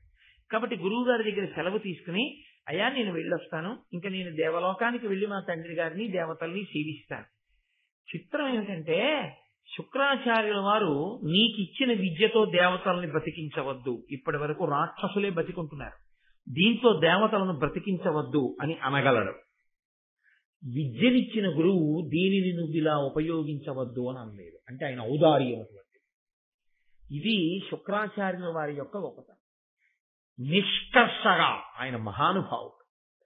ఆయన ఏ ఇతర కారణం చేత ఆ విద్యని ప్రయోగించవద్దు అన్న మాట ఏం లేదు. అసలు ఆయన ఆ విద్య గురించి ఆలోచించలేదు. అంత ఉదారుడై ఇచ్చేశాడంతే. గురువు అన్న మాటకున్న గొప్పతనం ఏంటంటే ప్రతిఫలాన్ని అపేక్షించడం అన్నది మనసులో ఎన్నడూ లేకుండా ఇవ్వడం ఒక్కటే తెలుసున్నవాడు. అది ఎక్కడి వరకు? తాను ఎంతో తపస్సు చేసి నేర్చుకున్నటువంటి విద్యల దగ్గర నుంచి, ఉపాసన బలం దగ్గర నుంచి శిష్యుల అభ్యున్నతి కొరకు ధారపోసేస్తాడు తప్ప తనకి ఈ ప్రతిఫలం ఉండాలని కోరుకున్నవాడు గురువు కానే కాడు. ఇలా ఎందుకు చేశారు అని అడిగారనుకోండి, అలా చెయ్యకుండా ఉండలేక. పొద్దున్నే పేపర్ ఎందుకు చదువుతారండి అన్నారనుకోండి, అలా చదవకుండా ఉండలేక. కాఫీ ఎందుకు తాగుతారండి అని అడిగారనుకోండి, కాఫీ తాగకుండా ఉండలేక. ఎందుకంటే మీరు అంత కష్టపడి నేర్చుకున్నవన్నీ అలా ధారపోసేస్తారు, అలా ధారపోయకుండా ఉండలేక. అది ఆయన మనస్థితి. అది కోట్ల కోట్ల మందిలో ఒక్కడికి ఈశ్వరుడు ఇస్తాడు. అది సుసంపన్నమైనటువంటి హృదయం. అది గురుత్వము అని పేరు దానికి. కాబట్టి శుక్రుడు మహానుభావుడు. కాబట్టి ఆయన ఏమీ నియమనం చేయలేదు, ఈ విద్యని ఇందుకు వాడవద్దు అని ఆయన ఏమనలేదు. ఆయన ఏ విధమైన స్వార్థం మనసులో పెట్టుకోలేదు. ఈయన్ని ఎంత గౌరవించాడో దేవయానిని కూడా అంతే గౌరవించాడు. కాబట్టి గురువు గారి దగ్గర సెలవు తీసుకుని దేవయాని దగ్గరికి వెళ్ళాడు. ఆవిడ దగ్గర కూడా సెలవు తీసుకుని వెళ్ళిపోదాం, అదొక మర్యాద కదా, ఆవిడికి కూడా చెప్పి వెళ్ళిపోతే మర్యాదగా ఉంటుంది అని వెళ్ళాడు. వెళ్ళి నేను బయలుదేరుతున్నాను దేవయాని, స్వర్గలోకానికి మళ్ళీ వెడుతున్నాను, అక్కడి నుంచే కదా వచ్చాను చదువుకోవడానికి. గురువు గారి అనుగ్రహంతో చదువు పూర్తయిపోయింది, మృత సంజీవిని విద్య కూడా నాకు వశమైంది అని చెప్పాడు. అంటే దేవయానంది, నీవును బ్రహ్మచారివి, వినీతుడవు, నేనును కన్యకను, మహీదేవ కులావతంస రవితేజ, వివాహము నీకు నాకు మున్ భావజ శక్తి నైనయది, పన్నుగనన్ను పరిగ్రహింపు సంజీవనితోడ శుక్రుదయం, చెయ్యుము నాకు ప్రియంబు నావుడన్. ఎంత అహంకారం ఉందో చూడండి ఆ మాటలో. ఆవిడంది, నీవును బ్రహ్మచారివి, ఓ కచుడా నీవు బ్రహ్మచారివి, నేనును కన్యకన్, నేను కన్యని. మనిద్దరి మధ్య, ఆవిడ దృష్టిలో వాళ్ళిద్దరి మధ్య ఉన్న అనుబంధం అంతే. ఆయన బ్రహ్మచారి, ఈవిడ కన్యక. ఆయనకి తర్వాత భార్యాస్థానంలోకి ఒక స్త్రీ కావాలి, ఈవిడికి భర్తృస్థానంలోకి పురుషుడు కావాలి. కాబట్టి నీకు ఒక అవసరం ఉంది, నాకు ఒక అవసరం ఉంది, ఇది గుర్తు చేస్తాం. కాబట్టి మహీదేవ కులావతంస రవితేజ, సూర్యుడంత తేజస్సు కలవాడా, మహానుభావుడా, భూమి యందు పుట్టినటువంటి గొప్ప దేవతాశ్రేష్ఠుడా, అటువంటి వాడివి, వివాహము నీకు నాకు మున్ భావజ శక్తినైనయది. ఎంత పెద్ద మాట విశేషంగా చూడండి. ఇప్పుడు కొత్తగా నన్ను పెళ్లి చేసుకోని నేను నిన్ను అడగట్లేదు. ఎంత అహంకారం! నీకు నాకు పెళ్లి ఎప్పుడూ అయిపోయింది. ఎప్పుడైపోయింది అంటే భావజ శక్తి, అది మనోజ అని కదా, మన్మధుడికి ఉన్న పేర్లలో మనోజుడు, మనస్సు నుండి పుట్టినవాడు అని ఒక పేరు. కాబట్టి నీకు నాకు పెళ్లి మన్మధుని యొక్క ప్రకోపం చేత ఎప్పుడో అయిపోయింది. అంటే నేను నిన్ను అలా చూశాను, నువ్వు నన్ను అలా చూశావని నిర్ధారించేస్తాను. ఆయన అలా చూశాడో లేదో ఆవిడకి అనవసరం. ఈవిడ చూసింది, ఆయన అలా చూశాడు అనుకుంటాడు. అనుకోవడం కాదు, అదే సత్యం అంటుంది. కాబట్టి నీకు నాకు పెళ్లి అయిపోయింది, మన్మధుడు చేసేశాడు, మన ఇద్దరు పెళ్లి అయింది. భావజ శక్తినైనయది పన్నుగ నన్ను పరిగ్రహింపు సంజీవనితోడ శుక్రుదయం. శుక్రాచార్యుల వారి యొక్క దయతో 2 పుచ్చుకో. 1 మృత సంజీవని, 2 నీ అదృష్టం, నన్ను కూడా పుచ్చుకో. తప్ప అంతటి మహానుభావుడు తనకి భార్య అవ్వాలన్న వినయమీ లేదు ఆవిడికి. నేనా ఆయనకి భార్యనవ్వడం ఆయన అదృష్టం అనుకుంటాను. కాబట్టి శుక్రుని అనుగ్రహంతో మృత సంజీవనితో పాటు నన్ను కూడా పొందుద్ది. ఎందుకు దేవయానికి అహంకారం? నేను మీతో మళ్ళీ మళ్ళీ మనవి చేస్తున్నాను, అహంకరించడానికి ఏదో కారణం ఉందని అన్నయ్య గారు ఏం చెప్పలేదు. ఆవిడ మాత్రం చెప్తూ ఉంటుంది ఎప్పుడు. ఏమో తెలుసా అండి, మృత సంజీవుని తెలిసిన శుక్రాచార్యుల వారికి నేను కూతురునంటూ. తప్ప శుక్రాచార్యుల వారికి ఎంత వినయం ఉందో, ఆయనకి ఎంత తపస్సు ఉందో, అంత భక్తి ఉందో, ఎంత ధర్మం ఉందో, అందులో తనకెంత ఉందో ఎప్పుడూ పరిశీలించుకో. మహాత్ములతో ఉన్నటువంటి భౌతికమైన సంబంధాన్ని అహంకరించడానికి వాడుకోవడం పతనహేతువే తప్ప ఉన్నతికి హేతువు కాదు. కాబట్టి ఇప్పుడు ఆవిడంది, పన్నుగ నన్ను పరిగ్రహింపు సంజీవనితోడ శుక్రుతయం చేయుమ నాకు ప్రియంబు నవుడం. నాకు ప్రియం చేయవయా, నేను కోరుకున్న కోరిక తీర్చు అంటే. ఆయన అన్నాడు, కచుడు భావజ శక్తి అయినది అని నువ్వు అంటున్నావు, నాకు అసలు అటువంటి మన్మథ వికారం లేదు. మన్మథ వికారము లేకపోవడానికి కారణమేమి? ఆమె కన్య కాదా, ఈయన బ్రహ్మచారి కాదా? కన్యా బ్రహ్మచారే. కానీ ఇక్కడ మీరు ఒక పెద్ద ధర్మ సూక్ష్మాన్ని జాగ్రత్తగా పరిశీలనం చేయవలసి ఉంటుంది. మనసుకి మన్మథ ప్రచోదనం అనేటటువంటి లక్షణము ఉంటుంది, అది సహజం. కానీ దానికి విరుగుడు కూడా ఉంది లోకంలో. అమ్మా అని మీరు పిలిచారనుకోండి, అమ్మా అని పిలిచినప్పుడు మీ కన్నుల ఎదుట ఉన్నటువంటి స్త్రీలో మీకు కామాక్షి కనపడింది అనుకోండి. కంచిలో దేవాలయంలో కూర్చున్న నా తల్లి ఉందే, ఆమెయే ఇదిగో ఈ రూపంతో నా ఎదురుగుండా ఉంది అని నేను భావన చేసి అమ్మా అని మాట్లాడాను అనుకోండి. అమ్మా అని నేను అలా భావన చేసి మాట్లాడిన ఉత్తర క్షణంలో పొంగుతున్న పాల మీద నీళ్లు, అంతకన్నా ఇంక నేను దాన్ని వివరణ చేయగలను. అది ఒక పవిత్రమైనటువంటి ఆలోచన సరళి చేత మనసు తప్పుడు మార్గాన్ని పట్టకుండా నియంత్రించుకోగలిగినటువంటి స్థితిని పొందుతుంది. మన్మధుని యొక్క బాణము, ఆ తాపము కచుని ఎందుకు కలగలేదు? ఆయనకి ధర్మాన్ని పట్టుకున్నాడు. మా గురువుగారు అమ్మాయి కాబట్టి నాకేమవుతుంది? చెల్లెలు అవుతుంది. నా చెల్లెలు అన్న భావన కలిగిన నాడు ఇంకా ఆయన బ్రహ్మచారి అయితే మాత్రం ఆయనకి మన్మథ తాపం ఎందుకు కలుగుతుంది? ఇక కలిగే అవకాశం లేదు. కలగలేదు ఎందుకని అంటే, ఈయన మా నాన్నగారి శిష్యుడు కాబట్టి మా నాన్నగారికి కొడుకుతో సమానం, నాకు అన్నయ్యతో సమానం అన్న భావన దేవయానికి లేదు. ధర్మం తప్పింది ఎవరైనా ఉంటే దేవయాని. తాను ధర్మం తప్పి మనిద్దరికీ మన్మధుని యొక్క ప్రచోదనం చేత పెళ్ళయిందని నిర్ధారించడం ఎంత ధర్మం, ఎంత దోషభూయిష్టమైనటువంటి మాట తీరది. కాబట్టి ఇప్పుడు కచుడు చాలా మర్యాదగా మాట్లాడాడు. ఆయన అన్నాడు, తప్పు, నాకు అటువంటి వికారం లేదు, నేను ఎన్నడూ నిన్న ఆ భావనతో చూడలేదు. ఎంత అద్భుతమైన మాట అండి అది. ఆ భావన నాకు లేదు, నేను బ్రహ్మచారినేనే. ఎందుకంటే నీ యందు నాకు చెల్లెలి భావన ఉంది. చెల్లెలి భావన ఉన్ననాడు పక్కన వేరొక భావన కలిగే అవకాశం లేదు అసలు. కాబట్టి అలా చెల్లెలి భావన నేను కృతకంగా సృష్టించుకున్నది కాదు, ఆ అనుబంధం ఉంది గురుపుత్రికగా నీకు నాకు. కాబట్టి గురులకు శిష్యులు పుత్రులు. గురువుగారి శిష్యుడు అంటే సంప్రదాయంలో మంత్రోపదేశాన్ని పొందడమో, విద్యని గురువు గారి దగ్గర కూర్చుని నేర్చుకుని సంజీవని మంత్రోపదేశం పొందాడు అంటే ఉపదేశం పొందాడు కాబట్టి సంప్రదాయ శిష్యుడు. సంప్రదాయమునందు శిష్యుడయ్యాడు అంటే ఉత్తర క్షణంలో వారికి వీరికి మధ్య ఉన్న సంబంధం తండ్రి కొడుకుల సంబంధం అవుతుంది ఉపదేశం పొందితే. కాబట్టి ఇప్పుడు గురులకు శిష్యులు పుత్రులు. గురువు గారు శిష్యుల్ని పుత్రులుగానే భావన చేస్తాడు, బిడ్డలుగానే భావన చేస్తాడు తప్ప గురువుకి అంతకన్నా ఇంకొక భావ వికారం ఎన్నడూ ఉండదు. ఆడవారైనా మగవారైనా తన బిడ్డలుగానే భావన చేస్తాడు. కాబట్టి నేను నీ తండ్రికి పుత్రుడు లాంటి వాడిని, పైగా నేను ఉపదేశం పొందాను, మృత సంజీవిని విద్యని పొందాను ఆయన దగ్గర. పరమార్థమ లోక ధర్మ పథం ఇది, ధర్మంలో ఇదే మార్గం అంతే. గురువుగారు తండ్రి, నేను కొడుకు. దీనిని పరికింపక ఈ పలుకులు తరుణి గురుపుత్రి నీకు తగునే పలుకం. ఓ తరుణి, ఓ గురుపుత్రి, నేనాయనికి శిష్యుణ్ణి కొడుకునైతే నువ్వేమవుతావో నేను చెప్పక్కర్లేదు. నేనాయన కొడుకుని అని ఊహించుకున్న రోజునే నిన్ను నేను ఏ కోణంతో చూశానో నీకు అర్థమయ్యదు. కాబట్టి అలా అనకూడదు, తప్పు. కాబట్టి అమ్మా, నాకు నువ్వు చక్కగా అనుమతిని ప్రసాదించు, నేను స్వర్గలోకానికి వెళుతున్నాను.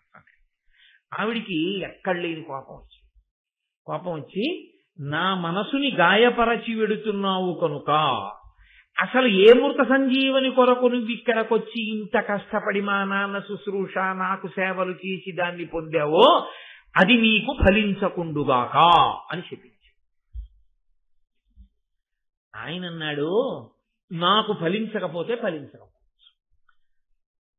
ఇచ్చిన తండ్రి గారు అనలేదండి ఈ మాట, ఆయన ఉదారుడు, ఈవిడండి. అంటే ఆయన అన్నాడు, నాకు ఫలించదు, కానీ అసలు ఇది నేను పొందుదామని కాదుగా నేను వచ్చింది, దేవతలు నన్ను అడిగితే వచ్చాను. కాబట్టి ఇప్పుడు నేను ఈ విద్య పట్టుకెళ్ళి దేవతలకు ఉపదేశం చేస్తాను, వాళ్ళకి ఫలిస్తుందిగా. విద్యకి ప్రయోజనం అంటూ ఉందా లేదా? విద్యకి ఉన్న ప్రయోజనాన్ని ఏ కారణానికి ఎవడో ఆపలేడు. నీ ఇంట ఒక్క మంచి పుస్తకం అంటూ ఉంటే నువ్వు చదవకపోవచ్చు, ఏదో ఒకనాడు నీ కొడుకో నీ కోడలో నీ మనవడో నీ కూతురో నీ అల్లుడో చదువుతారు. అలా చదివినటువంటి చదువు ఉత్తినే పోతుందని అనుకోవడానికి వీల్లేదు. ఒక మంచి పుస్తకం చదవడం వల్ల దానిలోంచి పొందినటువంటి జ్ఞానము జీవితంలో ఎప్పుడో అప్పుడు అక్కడికి వచ్చి తీరుతుంది, అది మిమ్మల్ని కాపాడి తీరుతుంది. కాబట్టి నా వలన చదువు నిష్ప్రయోజనం కాదు, నేను పట్టుకెళ్ళి ఆ మంత్రాన్ని దేవతలకు ఉపదేశం చేస్తాను. దేవతలు ఎప్పుడైనా యుద్ధంలో రాక్షసులతో దేవతలు మరణిస్తే ఆ దేవతలు ఈ మంత్రాన్ని ప్రయోగించి మిగిలిన దేవతలను బతికించుకుంటారు, నాకొచ్చిన నష్టం లేదు. కానీ ధర్మము తప్పి బతికావు కాబట్టి, ధర్మము తప్పి మాట్లాడావు కాబట్టి నీకెందుకు ఈ బ్రాహ్మణ్యం?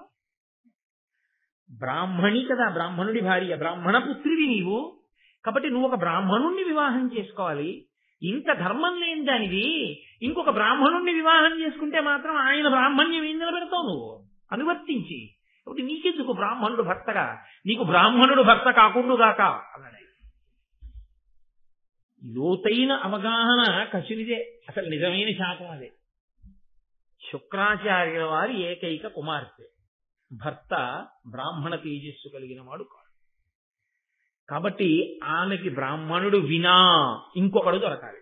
ఇందులో నేను లోతుపాతులు స్పృశించను, కానీ ఎందుకంటే ఎలాగో వస్తే అక్కడ చెప్పవలసి ఉంటుంది. బ్రాహ్మణ కన్యని బ్రాహ్మణుడు చేసుకోకుండా ఇతరులు చేసుకుంటే అప్పుడు ఏమైంది? తనకన్నా పైన ఉన్నటువంటి స్త్రీని తీసుకోవడం అయింది. దానివల్ల సంతానపరమైనటువంటి దోషములు వచ్చేటటువంటి అవకాశం ఉంది. మీరు విలోమ సంబంధం గురించి వాటి గురించి కూడా ధర్మశాస్త్రం మాట్లాడుతుంది, భారతం. అప్పుడు మీరు దాని గురించి పూర్తిగా పరిశీలన చేసే అవకాశం ఉంటుంది. కాబట్టి ఇప్పుడు ఇది పెద్ద శాపం. బ్రాహ్మణ స్త్రీ అయి ఉండి ఆమెకు బ్రాహ్మణుడు భర్త కాడు. కాబట్టి ఆవిడ జీవితంలో ఆవిడ ఎన్నడూ ఒక బ్రాహ్మణ పుత్రుణ్ణి కనలేదు. శుక్రాచార్యుల వారికి ఉన్నది ఒక్కతే కూతురు, దౌహిత్రుడు బ్రాహ్మణుడు కాకుండా పోతాడు. ఎక్కడి వరకు కట్టి కుడిపింది. ఇప్పుడు ఆవిడ అక్కర్లేనటువంటి చొరవ. అంటే భారతం తగినంత పరిణతి లేకుండా ఈ దేశంలో పుట్టినటువంటి ఆడపిల్లలు అతి చొరవ చూపి అనురక్తలు కావడాన్ని ఎంత ప్రమాదకరమైన విషయమో హెచ్చరిక చేసి చూపించింది. రుక్మిణీదేవంత పరిణతి కలిగితే వేరు, ఆ సందర్భం వేరు. అలా కాకుండా అడుగు తడబడితే ఉత్తరోత్తర తనతో పోదు, తనని కన్నవారితో సహా ఎన్ని ఇబ్బందులు వస్తాయో చూపిస్తోంది భారతం. కాబట్టి ఇప్పుడు ఆయన వెళ్ళిపోయాడు, ఆయనకి ప్రత్యేకంగా ఒక నష్టం వచ్చినట్లు మీకు భారతం వల్ల ఏమీ అనిపించదు. ఎందుకంటే కచుడు వెళ్ళిపోయాడు, హాయిగా ఉపదేశం పట్టుకెడతాడు, ఇంకోళ్ళకి ఇచ్చేస్తాడు, వాళ్ళ వల్ల ఆ మృత సంజీవని ప్రయోజనాన్ని దేవతలు పొందేస్తారు. పాడైపోయింది ఎవరైనా ఉంటే దేవయాని. అయితే ఒకటి, జీవితంలో అహంకారం దెబ్బతింటే అహంకారం పెరుగుతుంది. దానికి ఆ లక్షణం. అగ్నిహోత్రం ఇంట్లో రగులుతోంది అనుకోండి, బాగా కరిగిన నెయ్యి, నీళ్ల కుండ రెండూ పక్క పక్కనే ఉన్నాయనుకోండి, నీటి కుండ తెలిసి తెలియని పిల్లవాడికి రెండూ నీళ్లలాగే ఉంటాయి. ఏమి నాన్నగారు ఇది కూడా ద్రవమే కదా, ఇది తీసుకెళ్లి పోసేస్తానని చెప్పి పట్టుకెళ్ళి నెయ్యి పోసేశాడు అనుకోండి, అగ్నిహోత్రంలో ఆరుతుందా? ఇంకా ప్రజ్వరిల్లుతుంది. నీటి కుండతో పట్టుకెళ్ళి నీళ్లు పోసారనుకోండి, నిధనమైపోతుంది. అలా అహంకారాన్ని దెబ్బతిందనుకోండి, అవతల వాళ్ళ అహంకారంతోనే నిలబడ్డ వాళ్ళు అనుకోండి, దానివల్ల పట్టుదలలు పెరిగిపోతాయి, విపరీత పరిణామాలు వస్తాయి తప్ప వాళ్ళు వాళ్ళని మాత్రం సంస్కరించుకోరు. ఎందుకంటే తిన్న దెబ్బ వల్ల మార్పు తెచ్చుకోగలిగితే వేరుగా ఉంటుంది. దాస్యం చేసిన వినత మంచి మార్గంలో వచ్చినట్టు.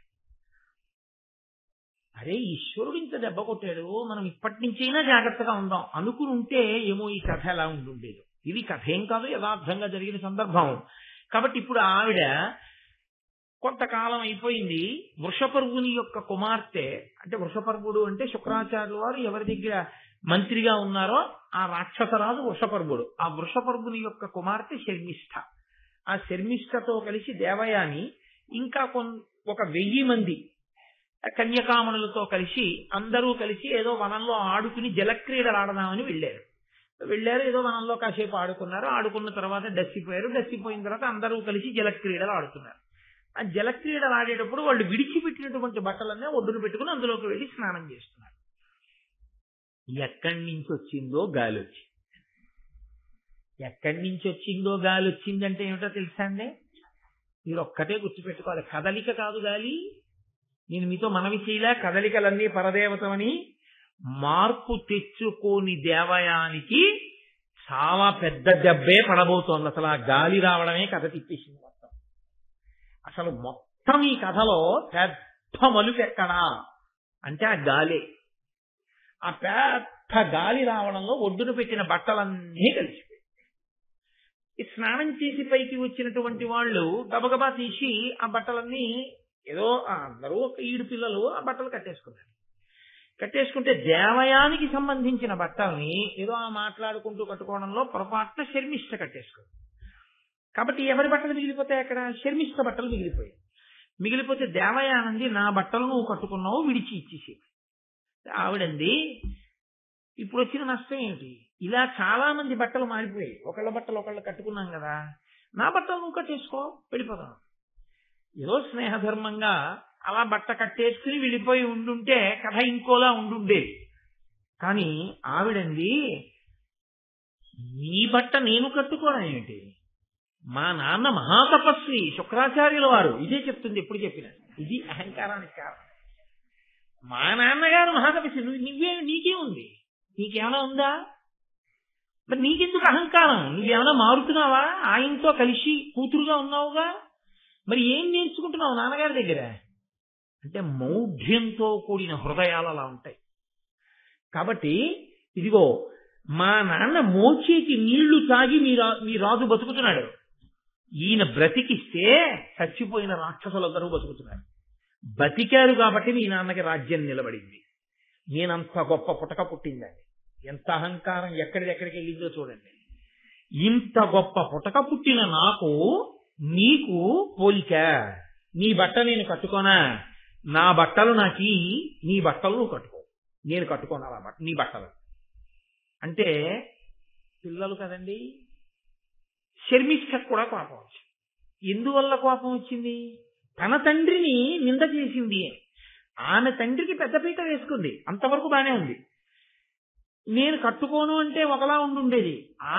ఆవిడ తండ్రిని నింద చేస్తే ఆ పిల్లకి కోపం సహజం కదా అది. అందున ఆడపిల్లలకి చిత్రం ఏంటంటే తండ్రి మీద చాలా ప్రేమ ఉంటుంది. అసలు లోకంలో చాలా విచిత్రమైన విషయం ఏంటో తెలుసా అండి? కొడుకు కూతురులో తండ్రి మీద చాలా ప్రేమ ఎవరికి ఉంటుందంటే కూతురికే ఉంటుంది. తల్లి మీద ప్రేమ ఎవరికి ఉంటుందో తెలుసా అండి? కొడుకు.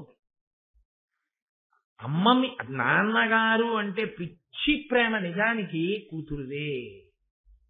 అది చాలా ఆశ్చర్యంగా ఉంటుంది. అసలు ఇలా ఎలా వచ్చిందా అనిపిస్తుంది. తండ్రి విషయంలో ఎంత స్వాతంత్ర్యం తీసుకుంటారో తెలుసా ఆడపిల్లలు, ఆశ్చర్యపోతారు. అమ్మో, ఒక్కొక్కసారి ఏమిటి వీళ్ళు ప్రేమలో ఇలా మాట్లాడేస్తున్నారు, ఇలా మాట్లాడడం అన్నది ఎవరైనా చేస్తారా నాతో అనిపిస్తుంది తండ్రులకి. ఏమిటో నాన్నగారండి మీ ఇష్టం వచ్చినట్టు ఇచ్చేస్తున్నారు డైరీ అంతా డేట్లు, ఇలా మీరు అస్తమాన ఉపన్యాసాలు చెప్పి ఆరోగ్యం పాడు చేసుకుంటే ఒప్పుకోండి. నేను చెప్తున్నాను, ఇక నుంచి ప్రతి నెల మీరు 10 రోజుల కన్నా డేట్లు కనపడడానికి వీల్లేదు ఉపన్యాసాలకి మీ డైరీలో అంటుందంతే కూతురు ప్రేమతో. ఆమె కడుపున పుట్టిన పిల్ల తాను చారు పప్పు నెయ్యి గట్టిగా నలిపి నోట్లో ముద్దలు పెడితే తిన్న పిల్ల తను ఇచ్చే డేట్ల గురించి అంత పరాకు చెప్పి నేను చూస్తాను మీ డైరీ అంటుంది. అంటే అధికారం కాదు, ప్రేమ. అమ్మో మా నాన్నగారు ఆరోగ్యం ఎక్కడ పాడైపోతుందో అని బెంగ. ఆడపిల్లల ప్రేమే ప్రేమండి తండ్రి యందు. కాబట్టి ఇప్పుడు ఆ శర్మిష్టకందుకు కోపం వచ్చింది. మా నాన్నగారు ఇంత మాట అంటుందా అని ఆవిడంది. మాయయ్యకు బాయక పనిసేయుచు దీవించి ప్రియము చెప్పుచునుండు మీ అయ్య వెండి మహిమలు నా యొద్దన పలుక నీకు ననయులేదే. మా నాన్నగారిని అంటున్నావు. మీ నాన్నగారు ఏం చేస్తుంటారో తెలుసా? మా నాన్నగారి దగ్గరికి వచ్చి ప్రియమైన మాటలాడి మా నాన్నగారికి అక్షతలేసి ఆశీర్వచనం చేసి మా నాన్నగారు సంభావన ఇస్తే సంభావన పుచ్చుకుని ఇంటికి వెళ్ళి బతుకుతూ ఉంటారు. ఆ డబ్బుతోటే నువ్వు ఈ బట్టలు కొనుక్కొని తిట్టినావు. ఈ బట్టలు మా నాన్నగారు ఇచ్చిన డబ్బులతో కొనవే, నావే ఈ బట్టలు. కాబట్టి అన్యాపదేశంగా ఇవన్నీ నావే, నీవెలా అవుతాయి? కాబట్టి మీ అయ్యే మా అయ్యని సేవిస్తాడు. ఇక నువ్వు నన్ను సేవించి నా బట్టలు నువ్వు కట్టుకోవడానికి నీకేమిటి అభ్యంతరం? ఇప్పుడు మా నాన్నగారిని అంటున్నావు. మా నాన్నగారే గొప్ప, మా నాన్నగారి మోచేసి నీళ్ళు మీ నాన్నగారు తాగుతున్నట్టు. ఎక్కడ వరకు వెళ్ళిపోయిందో చూడండి గొడవ. ఒకళ్ళ అహంకారం చిచ్చు ఎన్ని చోట్లకి రగిలిందో చూడండి. అని ఇద్దరి మధ్య గొడవ వచ్చింది. అధికారము అన్నది ఒకటి ఉంటుంది కదా లోకంలో. ఆమె రాజు కూతురు కాబట్టి ఇద్దరి మధ్య గొడవ రానంతకాలం ఇద్దరితోనూ సమానంగా ఉంటారు అందరూ. ఎప్పుడైతే నా వేపా ఆవిడ వేపా అనగానే అందరు ఎటు వెనకాల ఎవరి వెనకాల నించుంటారు, శర్మిష్ట వెనకాల నించున్నారు. కాబట్టి కోపం వచ్చి శర్మిష్ట ఏం చేసిందంటే ఇంతమంది సహాయంతో ఈ దేవయానికి పట్టుకుని ఈడి చేసే నూతులు తోసేసి వెళ్ళిపోయింది. ఈవిడ ఆ నూతిలో పడిపోయి ఉంటుంది. ఓ పెద్ద లత్తపట్టి దొరికితే దాన్ని పట్టుకుని వేలాడుతూ బాధపడుతోంది, ఏడుస్తోంది. సహజంగా వీళ్ళందరూ ఇంటికి వెళ్ళిపోయారు. సాయంకాలం అయిపోయింది. పుత్రికా ప్రేమ ఉన్నవాడు కదా శుక్రాచార్యుల వారు, ఏంటి అమ్మ ఇంకా రాలేదు అని ఆయనకి బాధ వేసింది. బాధ వేసి గూర్నిక అని ఆ దేవయాని యొక్క పరిచారిక సేవకురాలు ఆవిడ్ని పంపించాడు. వెళ్ళవే, ఎక్కడుందో చూడవే నా కూతురని. ఆ పిల్ల వెళ్ళి వెతకబోతోంది. ఈలోగా ఆ వనంలో వేటాడడం కోసం అని చెప్పి యయాతి అనబడేటటువంటి ఒక మహారాజు గారు వచ్చాడు. ఆయన నహుషుని యొక్క కుమారుడు, మహానుభావుడు, సుక్షత్రియుడు. ఆయన వచ్చి ఈవిడ ఏడుపులు విన్నాడు. విని గబగబా వెళ్ళి, ఇచ్చినవాడు ఎడం చెయ్యి ఇవ్వడు కదండి, కుడి చెయ్యే కదా ఇస్తాడు, కుడి చెయ్యి ఇచ్చి పట్టుకో పైకి లాగుతానన్నాడు. ఆయనది దీర్ఘబాహు ఆజానబాహుం అన్నట్లు. సుక్షత్రియుడు అంత గొప్ప సాముద్రికానికి నిలబడగలిగినటువంటి స్వరూపం అది. కాబట్టి ఆ చెయ్యిలా అందిస్తే ఆ పొడవైన చెయ్యిని తన పొడవైన చేత్తో అందుకుంది ఆవిడ. అందుకుంటే ఆయన ఆ చేత్తో పైకి లాగేశాడు. లాగేస్తే పైకి వచ్చిన తర్వాత అన్నాడు, చంటి పిల్ల కాదుగా నూతిలో పడిపోవడానికి, నూతిలో ఎలా పడ్డావు అన్నాడు. అహంకారం ఎక్కడ ఉంటుందో అక్కడ అబద్ధాలు వస్తాయి. ఎందుకనంటే, అవునండి నా బట్టలు కట్టుకుందని దెబ్బలాడాను అందుకుని నన్ను తోసేసిందండి అన్నాదనుకోండి, ఆ పాడటానికి దెబ్బలాడచ్చా అమ్మాయిని అనుకోండి, మళ్ళీ అదో దెబ్బ. అందుకని ఆవిడంది నేనే ఏమరపాటున పడిపోయాను. ఎన్నొస్తాయో చూడండి, అబద్ధాలు ఎక్కడి నుంచి వచ్చాయి? అహంకారం నుంచి వచ్చాయి.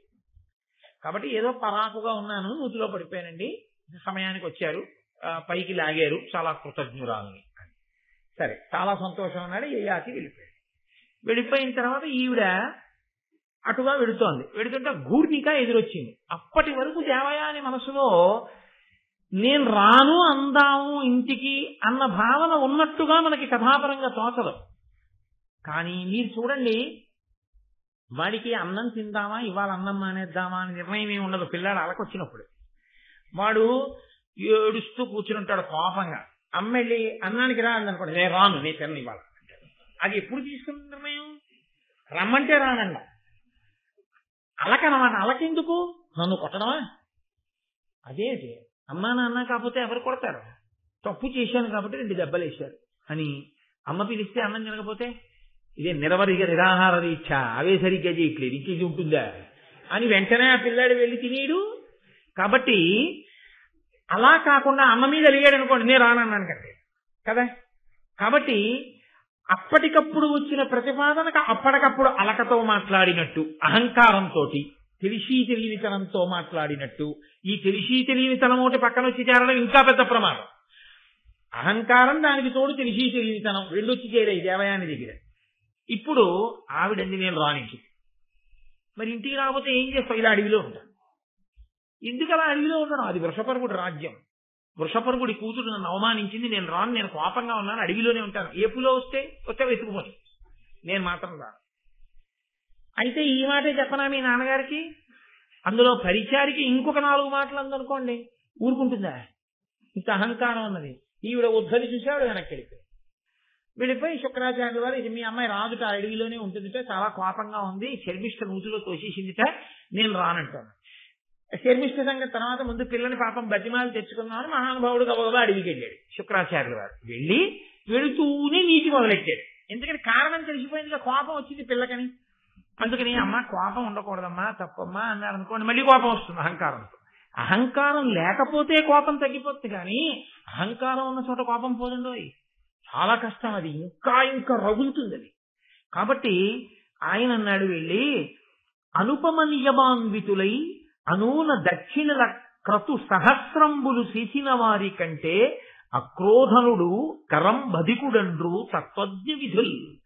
అమ్మా, తత్వ విధిజ్ఞులు, తత్వం తెలిసిన వాళ్ళు ఏం చెప్తారో తెలుసా? ఎన్నో యాగాలు చేసి, వేల యాగములు చేసి, ఎన్నో దక్షిణలు ఇచ్చిన వాళ్ళకన్నా, దానాలు చేసిన వాళ్ళకన్నా కోపాన్ని నిగ్రహించుకున్న వాళ్ళు గొప్పవాళ్ళు అని తత్వవిధులు చెప్తున్నారమ్మా మహానుభావులు. కాబట్టి కోపం ఉండకూడదు. కాబట్టి నా మాట విను. అలిగిన అలుగక ఎగ్గులు పలికిన మరి వినని ఎట్ల ప్రతివచనంబుల్ పలుకక బన్నము వడియడ తలుపక యున్నతడ చూవే ధర్మజ్ఞుడిలం. అమ్మ, ధర్మజ్ఞుడు అన్న మాట ఎవరికి అన్వయం అవుతుందో తెలుసా లోకంలో? అలిగిన అలుగక. వాళ్ళకి కోపం వచ్చిందని వీళ్ళు కోపం తెచ్చేసుకుంటే ఇంకా దానికి అర్థం ఎక్కడుంది? అలిగిన అలుగక, కోపగిస్తే కోపగించకుండా ఉండడం చాలా గొప్ప లక్షణం అండి అది. అదేమంత తేలికైన విషయం ఏం కాదు. అలిగిన అలుగక ఎగ్గులు పలికిన మరి వినని ఎట్ల ప్రతివచనంబుల్ పలుకక. అవతల వాళ్ళకు కోపం వచ్చి ఆ కోపంలో అనరాని మాట ఏదైనా అనేసినా మళ్ళీ తిరిగి వాళ్ళు కూడా కోపంతో ఒక మాట అనకుండా శాంతి పొందడానికే ఎవరు ముందుకొస్తారో, ఒకరు కోపాన్ని పొందారు, 2వ వాళ్ళు కోపం పొందకుండా నిలబడిన వాళ్ళు ఉన్నారే, వాళ్ళు ధన్యజీవులు. నాన్నగారు, నేను ఎంత ప్రేమతో ఉన్నాను శర్మిష్ఠ దగ్గర, నేను ఎంత మర్యాదగా ప్రవర్తించాను. ఇంత మృత సంజీవిని తెలుసున్న మీరు వృషపర్వుణ్ణి ఎంత మర్యాదగా ఆయన పక్కకెళ్ళి కూర్చున్నారు. మీ కర్మ, ఎక్కడికెడితే అక్కడే మిమ్మల్ని ఆదరిస్తారు. మీరు ఏదో వృషపర్వుణ్ణి ఉద్ధరిద్దామని మీరు వెళ్ళి కూర్చున్నారు. కానీ ఆవిడేమంటోంది? మా నాన్నకు వచ్చి మీ నాన్న ఆశీర్వచనం చేసి డబ్బట్టి కడుతున్నాడు అంటోంది. ఎంత మాట! ఇది ఆవిడ కడుపులో బాధ. అందుకని నాన్నగారండి అలాంటి వాళ్ళ దగ్గర ఉండొచ్చా? కాబట్టి నేను రాను ఊళ్ళోకి. ఆయన అన్నాడు, నాకున్నదే ఒక్కగానొక్క బిడ్డవి, నువ్వు లేని చోటు నాకెందుకమ్మా, నువ్వు ఎక్కడికి వెళ్ళిపోతావు చెప్పు, నీ వెనక నేను వచ్చేస్తాను, ఇద్దరం వెళ్ళిపోదాం. ఆయనకున్న పుత్రికా ప్రీతి అటువంటిది. కాబట్టి ఇప్పుడు ఆవిడండి, రండి వెళ్ళిపోదాం. ఇది చారులు విన్నారు. విని వాళ్ళు గబగబా వెళ్ళి వృషపర్వుడికి చెప్పారు, శుక్రాచార్యుల వారు రాజ్యం విడిచిపెట్టి వెళ్ళిపోతున్నారు. ఆ వృషపర్వుడు పరుగునొచ్చి పాపం శుక్రాచార్యుల వారి కాళ్ళ మీద పడ్డాడు. పడి, మహానుభావ, నా కూతురు వల్ల నా వల్ల ఏదైనా దోషం కలగచ్చు, కానీ మీరు అలా వెళ్ళిపోకండి. మీరు ఉన్నారు కాబట్టి ఎంతో మంది రాక్షసులు చనిపోయిన వాళ్ళు బతికి దేవతల మీద యుద్ధం చేసి విజయాన్ని పొంది ఇవాళ రాక్షస రాజ్యం ప్రవర్తిల్లింది. అటువంటి మీరే వెళ్ళిపోతే ఇంకా మమ్మల్ని ఆదుకునేవాడెవరు? కాబట్టి నా తప్పు మన్నించండి, మీరు వెళ్ళకూడదు అన్నాడు. అంటే దేవయానండి, నా కోరిక ఒకటి తీరిస్తే మీరు వృషపర్వుడి రాజ్యంలో ఉండండి.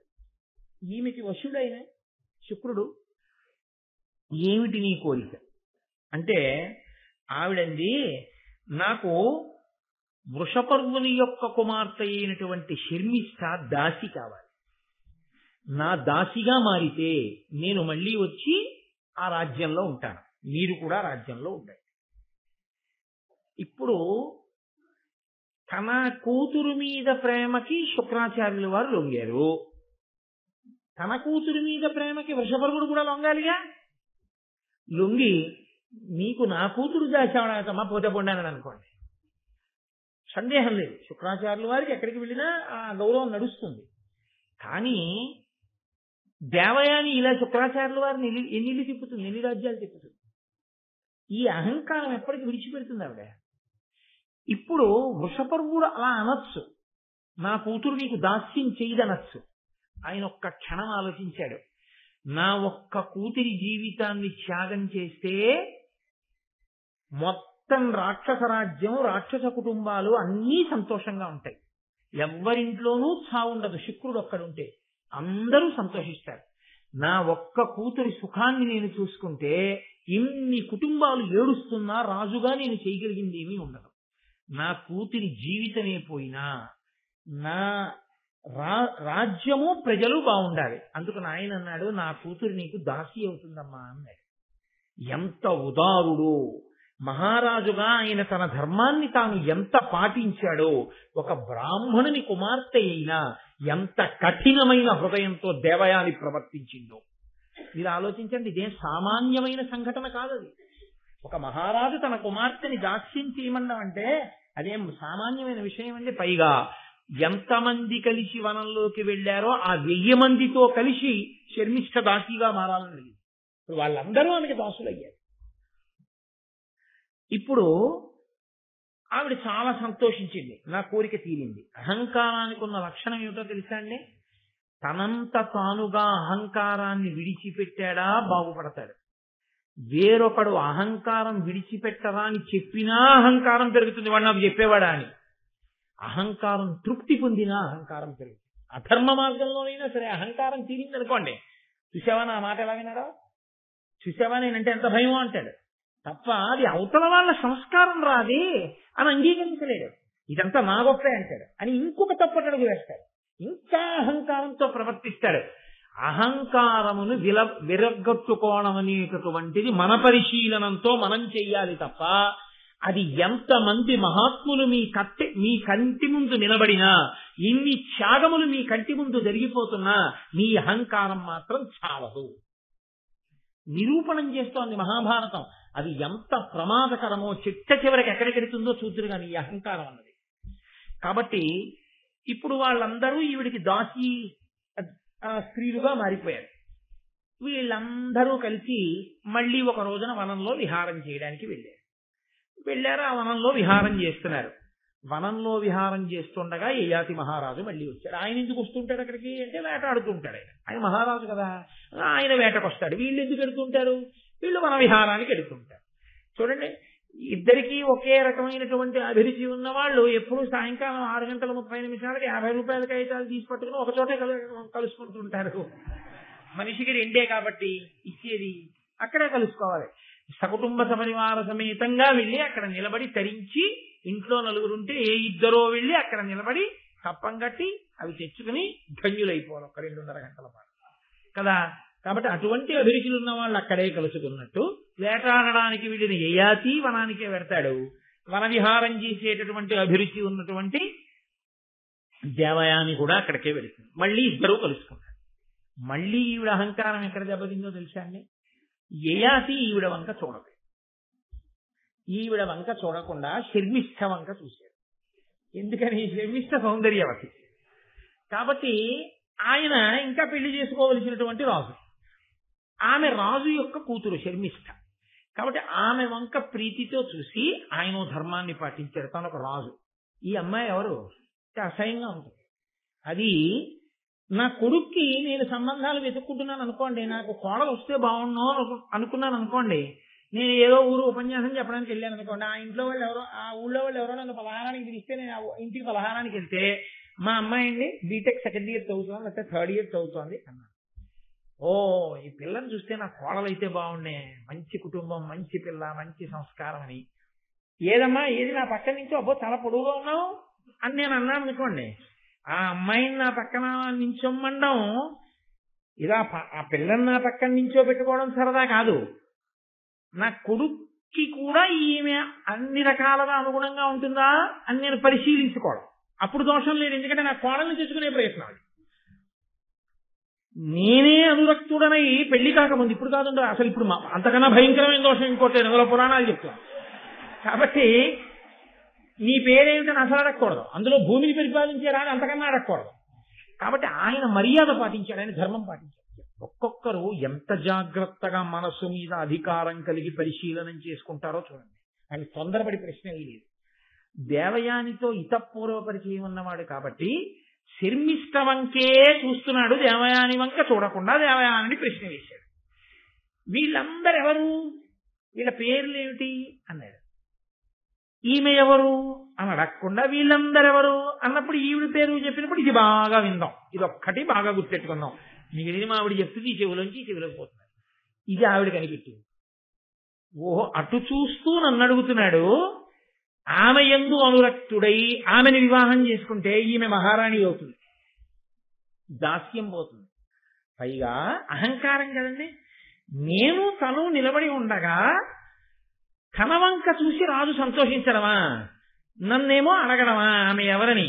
అంటే నాకన్నా ఆవిడ అందంగా ఉంది కదా, అంతే. మళ్ళీ భగ్గుమంది దేవయాని అని. ఎంత చిత్రమైన మనిషింది దేవయాని నిజంగా. వెంటనే ఆవిడ నిర్ణయానికి వచ్చింది. మనకి కచుడి శాపం ఎలాగో ఉంది, బ్రాహ్మణుడు భర్తగా దొరకడు, ఈయన క్షత్రియుడు రాజు. ఈవిడ బాధల్లా ఏమిటంటే శర్మిష్ఠని ఇష్టపడిన వాడు తనకి భర్త అవ్వాలి. తన కళ్ళ ముందు శర్మిష్ఠ పెళ్లి లేకుండా అలా పడి ఉండాలి దాసిగా.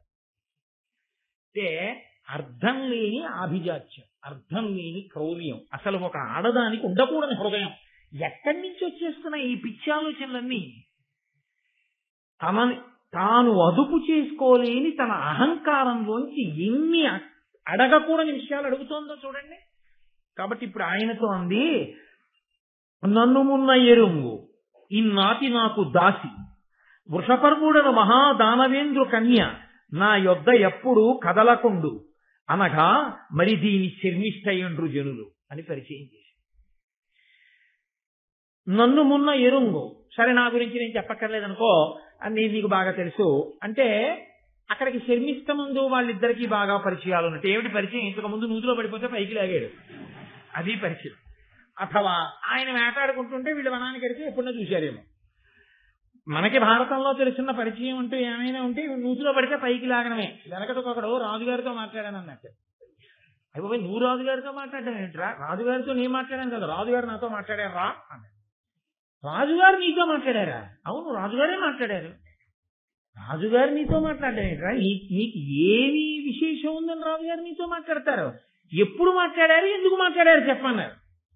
ఇప్పుడు మాట్లాడంటారని రాజుగారు మదగజం మీద వెళ్ళిపోతున్నారు, నేను ఎటో దిక్కులు చూస్తూ వెళ్ళిపోతున్నాను. ఆయన మదగజం నుంచి చూసి బుద్ధిహీనుడా, కళ్ళు లేవురా, ఏను కింద పడిపోతా ఉన్నారు, నాతో మాట్లాడినట్టు కాదా అన్నారు. కాబట్టి తనని తాను తృప్తిపరుచుకునే వాడికి ఏదైనా పలకరింపే, ఏదైనా మాటే. కాబట్టి దేవయానంది, నన్ను నీవేరుంగు, నీకు తెలుసులేమా, నువ్వు నాకు తెలుసులే, నీకు తెలుసు అంటే అక్కడికి శర్మిష్ఠ ముందు వాళ్ళిద్దరికి ఏదో పెద్ద అనుబంధం ఉండిపోయినట్టుగా ఓ మాట అన్నమాట. అని ఇన్నాటి నాకు దాసి, ఈవిడ నా దాసి, వృషపర్వుడను మహాదానవేంద్రు కన్య, వృషపర్వుడు అనేటటువంటి రాక్షసరాజు యొక్క కూతురు అనగా మరి దీని శర్మిష్ఠ అండ్రు జనులు. జనం శర్మిష్ఠ శర్మిష్ఠ అని పిలుస్తూ ఎంత చులకనగా, ఎంత తేలికగా, ఎంత పనికి మాలిన దానిగా శర్మిష్ఠని కట్టిందో చూడండి. శర్మిష్ఠ అమాయకురాలు కాదు, ఆవిడ బహుబడుసరి. ఆవిడ పసిగట్టింది, రాజు నాయందనురక్తుడై ఉన్నాడు, ఈమె నాకొచ్చిన అవకాశాల్ని తుడిచివేయడమే లక్ష్యముగా ఈమె ప్రవర్తిస్తోంది అని కనిపెట్టింది శర్మిష్ఠ. వెంటనే ఒక్కసారి వెర్రి ఆలోచన అంటూ మొదలవ్వాలి కానండి, దానికి అంతా సరే అలా అల్లుకుపోతుంది, అంతే చిక్కుడు తీగ అల్లుకున్నట్టు అల్లుకుంటుంది. ఆవిడికి ఏం అనుమానం వచ్చిందంటే, ఇవ్వాలంటే దాసి అన్నాను, వెళ్ళిపోయిన వాడు ఊరుకుంటాడా రాజు? వేగుల వాళ్లతో కబురు చేసి ఏదో దాస్యం అంటేనండి, ఇంతకు ముందు ఒకసారి ఆ శుక్రాచార్యులు వారు రారన్నారని నా కూతురు దాస్యం చేస్తుంది అన్నాను, ఆ అమ్మాయి నా కూతురు అండి బాబు అంటే నేను పెళ్లి చేసుకుంటానంటే వాళ్ళిద్దరికి వివాహం అయిపోతే రాణి గారు నాకు దాస్యం ఏంటి? ఆవిడ దాస్యం చేయించుకోవడానికి నేను ఇలా సపురంలో కూర్చుంటే మాత్రం చేస్తుందా? అప్పుడు మహారాజు ఉండగా అందుకని నాకు ఎలాగో కచుడి శాపం ఉంది కాబట్టి ఈ యయాతిని నేను పెళ్లి చేసుకుని మా ఇద్దరికి దాస్యం ఈ శర్మిష్ఠతో చేయించాలి. అప్పుడు నా అహంకారం ఇంకా తీరుతుంది, అప్పుడు నాకు తృప్తిగా ఉంటుంది అనుకుని ఇక క్షణం ఆలస్యం చేయలేదు. ఇక యయాతి తన కన్నుల నుంచి దూరం కాకూడదు, ఎందుకంటే శర్మిష్ఠ వంక చూస్తున్నాడు, అది ఆవిడ బాధ. అంది, నిగ్రహమేది నన్ను ధరణి ప్రభ కోపము వెల్వరించునాడు ఉగ్రమయూఖ సాక్ష్యముగనున్నత దక్షిణ పాణి చేసి భూపాగ్రణి నాదు దక్షిణ కరాగ్రము వట్టితి కాన మున్న పాణిగ్రహణంబు చేసి అది నీయడ విస్మృతి పొంద పాడియే. సూర్య భగవానుడు సాక్షిగా ఉండగా నువ్వు నా పాణిగ్రహణం చేశావు. చస్తాడా నూతిలోంచి లాగేటప్పుడు చెయ్యట్టుకు లాగడంటే, అందుకని ఆవిడ కుడి చేతిని కుడి చేతితో పట్టుకున్నాడు, అందుకని నా పాణిగ్రహణం చేశావండి. నా పాణిగ్రహణం వివాహం చేసేటప్పుడు సుముహూర్తంలో జరిగేటటువంటి ఒక కర్మ. పాణిగ్రహణం అన్నా చేస్తారు, జీలకర్ర బెల్లం అన్నా పెడతారు, తెరదించి ఒకరి కన్నుల్లో ఒకరన్నా చూసుకుంటారు, మంగళసూత్రం అన్నా కడతారు. వీటిల్లో ఏదో ఒకటి సుముహూర్తానికి చేస్తారు, ఒక్కొక్క చోట ఒక్కొక్క పద్ధతి ఉంటుంది. కాబట్టి నీవు రాజు, నువ్వు పాణిగ్రహణం చేస్తే వివాహం చేసుకున్నట్టు. సూర్యుడు పైన వెలుగుతూ ఉండగా నువ్వు నీ యొక్క దీర్ఘమైనటువంటి కుడి చెయ్యి తాపి నా కుడి చేతిని పట్టుకుని పైకి లాగావు, కాబట్టి పాణిగ్రహణం అయిపోయింది, మన ఇద్దరికి పెళ్లి అయిపోయింది. హడిలిపోడంటే ఏ ఆసి ఎక్కడి ప్రారంభం. ఆవిడ బ్రాహ్మణ కన్య, నేను రాజునా, నూతులోంచి లాగితే పెళ్ళైపోయిందంటున్నాడు, పాణిగ్రహణం చేసామంటున్నాడు అని. నన్ను వివాహమై నహుషనందన ఈ లలితాంగి దొట్టి ఈ కన్యలందరూ దివిజ కన్యలతోనైన వారు నీకున్నతి ప్రీతిసేయక నృపోత్తమ వాసుబోలి లీలతో ఇన్నరలోక భోగములనేకములందుము నీవు నావుడు. ఓ మహారాజా, నీవు నన్ను పాణిగ్రహణం చేసుకున్నావు, అందరికీ తెలిసేటట్టు వివాహం చేసుకుంటే ఈ 1000 మంది కన్యలతో కలిసి ఈ దాసి శర్మిష్ఠ మన ఇద్దరికి దాస్యం చేస్తుంది, కాబట్టి నువ్వు నన్ను వివాహం చేసుకోండి అంటే ఆయన అడిగిపోయి అన్నాడు, నువ్వు బ్రాహ్మణ కన్యవి, నేను క్షత్రియుని, పైగా భూమిని పాలించే రాజుని, నేనే ధర్మం తప్పితే నేనే నాకన్నా పైన ఉన్న కుటుంబంలోంచి పిల్లని తెచ్చుకుంటే లోకంలో ధర్మాన్ని ఎలా నిలబెడతాను? కాబట్టి నేను బ్రాహ్మణ కన్యని వివాహం చేసుకోకూడదు, కాబట్టి ఇది మన ఇద్దరికీ కుదరదు, ఇది ధర్మం కాదన్నాడు. అంటే ఇంకొక మాటగా ఏం చెప్పినట్టు, నాకు శర్మిష్ఠకి కుదురుతుందని చెప్పినట్టు కదండి. దీనికి ఆవిడ మరీ అడిగిపోయింది. శుక్రాచార్యుల వారి సంగతి నీకు తెలుసు కదా, మహానుభావుడు, మా తండ్రి మృత సంజీవని విద్య ఎరిగిన వాడు, ఎప్పుడూ అదే చెప్తున్నాడు. అటువంటి మహానుభావుడు, ధర్మం ఎరిగినవాడు, ఆయన చెప్పినది ధర్మం కాకపోదు కదూ. కాబట్టి శుక్రాచార్యుల వారు వచ్చి ధర్మమయ్యా నువ్వు చేసుకోవచ్చు ఈ అమ్మాయిని అంటే చేసుకుంటావా? శుక్రాచార్యుల వారు వచ్చి ధర్మమే చేసుకో అంటే చేసుకోకపోతే ఏమవుతుందో తెలియదేమిటి యయాతికి. ఆయన వెంటనే కమండలంలో నీళ్లు చేతిలో పోసుకుంటాడు శాపం ఇవ్వడానికి, నా కూతురు మనసు భగ్నపడింది. అందుకని ఆయన అడిగిపోయి అన్నాడు, శుక్రాచార్యులు వారు కదా అంత బొత్తిగా ఇది ధర్మమే చేసేసుకో అంటాడేమిటని శుక్రాచార్యులు వారు చెప్తే అలాగే చేసుకుంటాలే అన్నాడు. ఇప్పటికీ గొడవ వదిలిపోతున్నాడు. ఆవిడని అలాగే నిమిషం అని పరిచారికని పిలిచి వెళ్ళి మా నాన్నగారిని తీసుకురాలి. అమ్మ బాబోయ్ ఇది ఇక్కడికిక్కడే తీర్పు కూడాను అని ఆయన చల్లబోయి నిల్చున్నాడు. అంటే ఎంత ఉద్ధతితో ఉంటాయో జీవితాలు. ఆ అహంకారగ్రస్తులైన వాళ్ళ యొక్క స్థితి ఎలా ఉంటుందో, ఎంతసేపు జాగ్రత్త పడిపోయాం మా అంత తెలివైన వాళ్ళు ఎవరు, ఎలా నేను ఆలోచన చేశానో చూసారా, ఇదే ఆవిడ ఆలోచించుకునే తీరు. కొంత అమాయకత్వం, కొంత తెలిసించనం, అన్ని ఏవేవి కలవకూడదో అన్నీ తెలిసిపోయాయండి అందులో. ఇంకా అందులోంచి పుట్టేది హలాహలం కాకపోతే ఇంకోటి ఎలా పుడుతుంది? కాబట్టి ఇప్పుడు ఆ శుక్రాచార్యుల వారు వచ్చారు. ఆవిడ ఏం అడగాలి న్యాయంగా? నాన్నగారండి నేను ఈ వివాహం చేసుకోమని అడిగాను, ఆయనేమో బ్రాహ్మణ కన్యని చేసుకోకూడదంటున్నారు, అలా చేసుకోవచ్చా నాన్నగారు, అది ధర్మమా అని అడగాలి. ఆవిడ ఏమని అడిగిందో తెలుసా అండి, ఇన్నరేంద్రు చేతమున్న గృహీతమయ్యున్న నా కరంబు గ్రన్ననింక ఒరునకర్హమగునే పరిణయ విషయమై ధర పరిగ్రహింప పరమమూర్తి. నాన్నగారండి ఇతను ఇంతకు ముందు నా చెయ్యి పట్టుకుని పాణిగ్రహణం చేశాడు, కాబట్టి నేను ఈయనకి భార్యని, ఈయన నాకు భర్త. ఇప్పుడు చెప్పండి, నేను ఇంకోళ్ళకు కూడా భార్యనవచ్చా ఈ భూలోకంలో? తెల్లబోయాడు శుక్రాచార్యుల వారు. ఒకరికి భార్య అయిపోయిన దాన్ని ఇంకొకరికి కూడా భార్య అవ్వని అలాగే దాని మీద చర్చే లేదు, అసలు ఆ నోటి వెంట ఆ మాటే రాకూడదు. కాబట్టి అలా ఇంకొకరు చేసుకుంటారా అంటే యయాతి చల్లబోతున్నాడు, ఇది పాణిగ్రహం నూతులో దాన్ని లాగాను నా ప్రారంభం కొద్దీ పాణిగ్రహణం అని పేరెట్టింది దానికి. నేరకపోయి కుడి చేత్తో లాగాను పైకి, పాణిగ్రహణం అయిపోయిందండి అసమానమును. ఎక్కడి ప్రారంభం వచ్చి పడింది? నిజమే, తెలిసో తెలియకో కుడి చేయి పట్టుకున్న మాట వాస్తవమే. అది ఏమన్నా మంత్రమా, పిల్ల ఏమన్నా, ఏదో లాగాను నా కర్మ కొద్ది. పాణిగ్రహణం చేసావు, ఆకాశంలో సూర్యుడున్నాడు ఆయన సాక్ష్యం అంటుంది. ఏమన్నా అందామంటే ఇప్పుడు కూతురుతో పోదు, తండ్రితో కూడా గొడవ. ఏమంటాడో అని చూస్తున్నాడు ఆయన. ఆవిడంది, నాన్నగారు ఒకవేళ ఇది ధర్మం కాకపోతే మీ తపస్సుతో ఇది ధర్మమగుగాక అనండి ధర్మం అవుతుంది. అడిగిపోయాడు యయాతి పాప నిలువున. ఆయనకి పుత్రికా ప్రీతి కదండి. ఆయన అన్నాడు, క్షత్రియుడు మహారాజు అయినటువంటి వాడు బ్రాహ్మణ కన్యని చేపట్టరాదు. అయినా ఇత పూర్వం నా కూతురు కుడి చేయి పట్టుకుని నీ కుడి చేత్తో లాగావు కనుక, మీ ఇద్దరికీ పాణిగ్రహణం అయింది కనుక, మీ ఇద్దరూ భార్యాభర్తలు అయిపోయారు కనుక, మీ ఇద్దరి మధ్య ఇప్పుడు క్షత్రియుడు బ్రాహ్మణ కన్యని వివాహం చేసుకున్నాడన్న అధర్మము కలగకుండుగాక నేను ఆశీర్వచనం చేస్తున్నాను నా తపోబలంతో. కాబట్టి మీ ఇద్దరికి అధర్మం రాదు, అక్షతలు వేసేశారు మీరు దంపతులు. ఏం చేస్తారు యయాతి? అలాగేనండి. పోనీ ఇక్కడతో వదిలిపోయిందని మీరు అనుకుంటున్నారా? క్షత్రియులు దక్షిణ నాయకులు అంటే వారు ఒకరికన్నా ఎక్కువ మంది భార్యల్ని స్వీకరిస్తూ ఉంటారు రాజ్యం చేసినప్పుడు. ఇప్పుడు అలా అస్తమానం అవన్నీ నియమాలు మిగిలినవి పాటించినా పాటించకపోయినా ఇవన్నీ పాటించకపోతే ఎలా ప్రమాదం వస్తుందని ఆయన ఆలోచించక్కర్లేదు. అవన్నీ రాజ్యం చేసి పెద్ద పెద్ద ఐశ్వర్యాలతో ఉండి యుద్ధాలు చేసి వాళ్ళు యుద్ధ భూమిలో ప్రాణాలు కూడా అలా విడిచిపెట్టారు. ఇప్పుడు మనమేం అలా చెయ్యను అక్కర్లేదు, అందుకని ఇతర విషయాలు మనకు అక్కడ ధర్మాన్ని పట్టుకుంటే చాలు. కాబట్టి ఆయన దక్షిణ నాయకుడు, ఒకరికన్నా ఎక్కువ మంది భార్యలను స్వీకరించవచ్చు. కాబట్టి శర్మిష్టని తర్వాత చేసుకోవచ్చు కదా. ఇప్పుడు దేవయాని చేసుకుని పాండురాజు గుర్తించి చేసుకుని మాధ్యం చేసుకోలేదు ఏంటి? అలా ఈయన చేసుకుంటే శ్రీకృష్ణదేవరాయల వారు ఇద్దరు భార్యలతో లేడైనా, అలా ఈయన తర్వాత శర్మిష్టని గాని పెళ్లి చేసుకుంటాడేమో అని అనుమానం ఆవిడ బాధల్లా ఏమిటంటే, యయాతికి తాను భార్య అయితే ఆవిడికి సరిపోదు, శర్మిష్ట భార్య కాకుండా కూడా ఉండాలి ఆవిడ. అది ఆవిడ కోరిక. కాబట్టి శుక్రుడి చేత చెప్పించింది ఇంకొక మాటగా. లేకపోతే ఈ మాట శుక్రుడి నోటి వెంట ఎందుకు వస్తుందండి? ఆయన పెళ్లి అయిపోయిన తర్వాత అల్లుడిని దగ్గరికి కూర్చోబెట్టగలి కూతుర్ని తీసుకెళ్లిపోతున్నాడు తన రాజ్యానికి. తీసుకెళ్లిపోయేటప్పుడు శర్మిష్టని ఏ స్థానంలో తీసుకెళ్లారో తెలుసా అండి? దాసీ స్థానంలో తీసుకెళ్లాడు.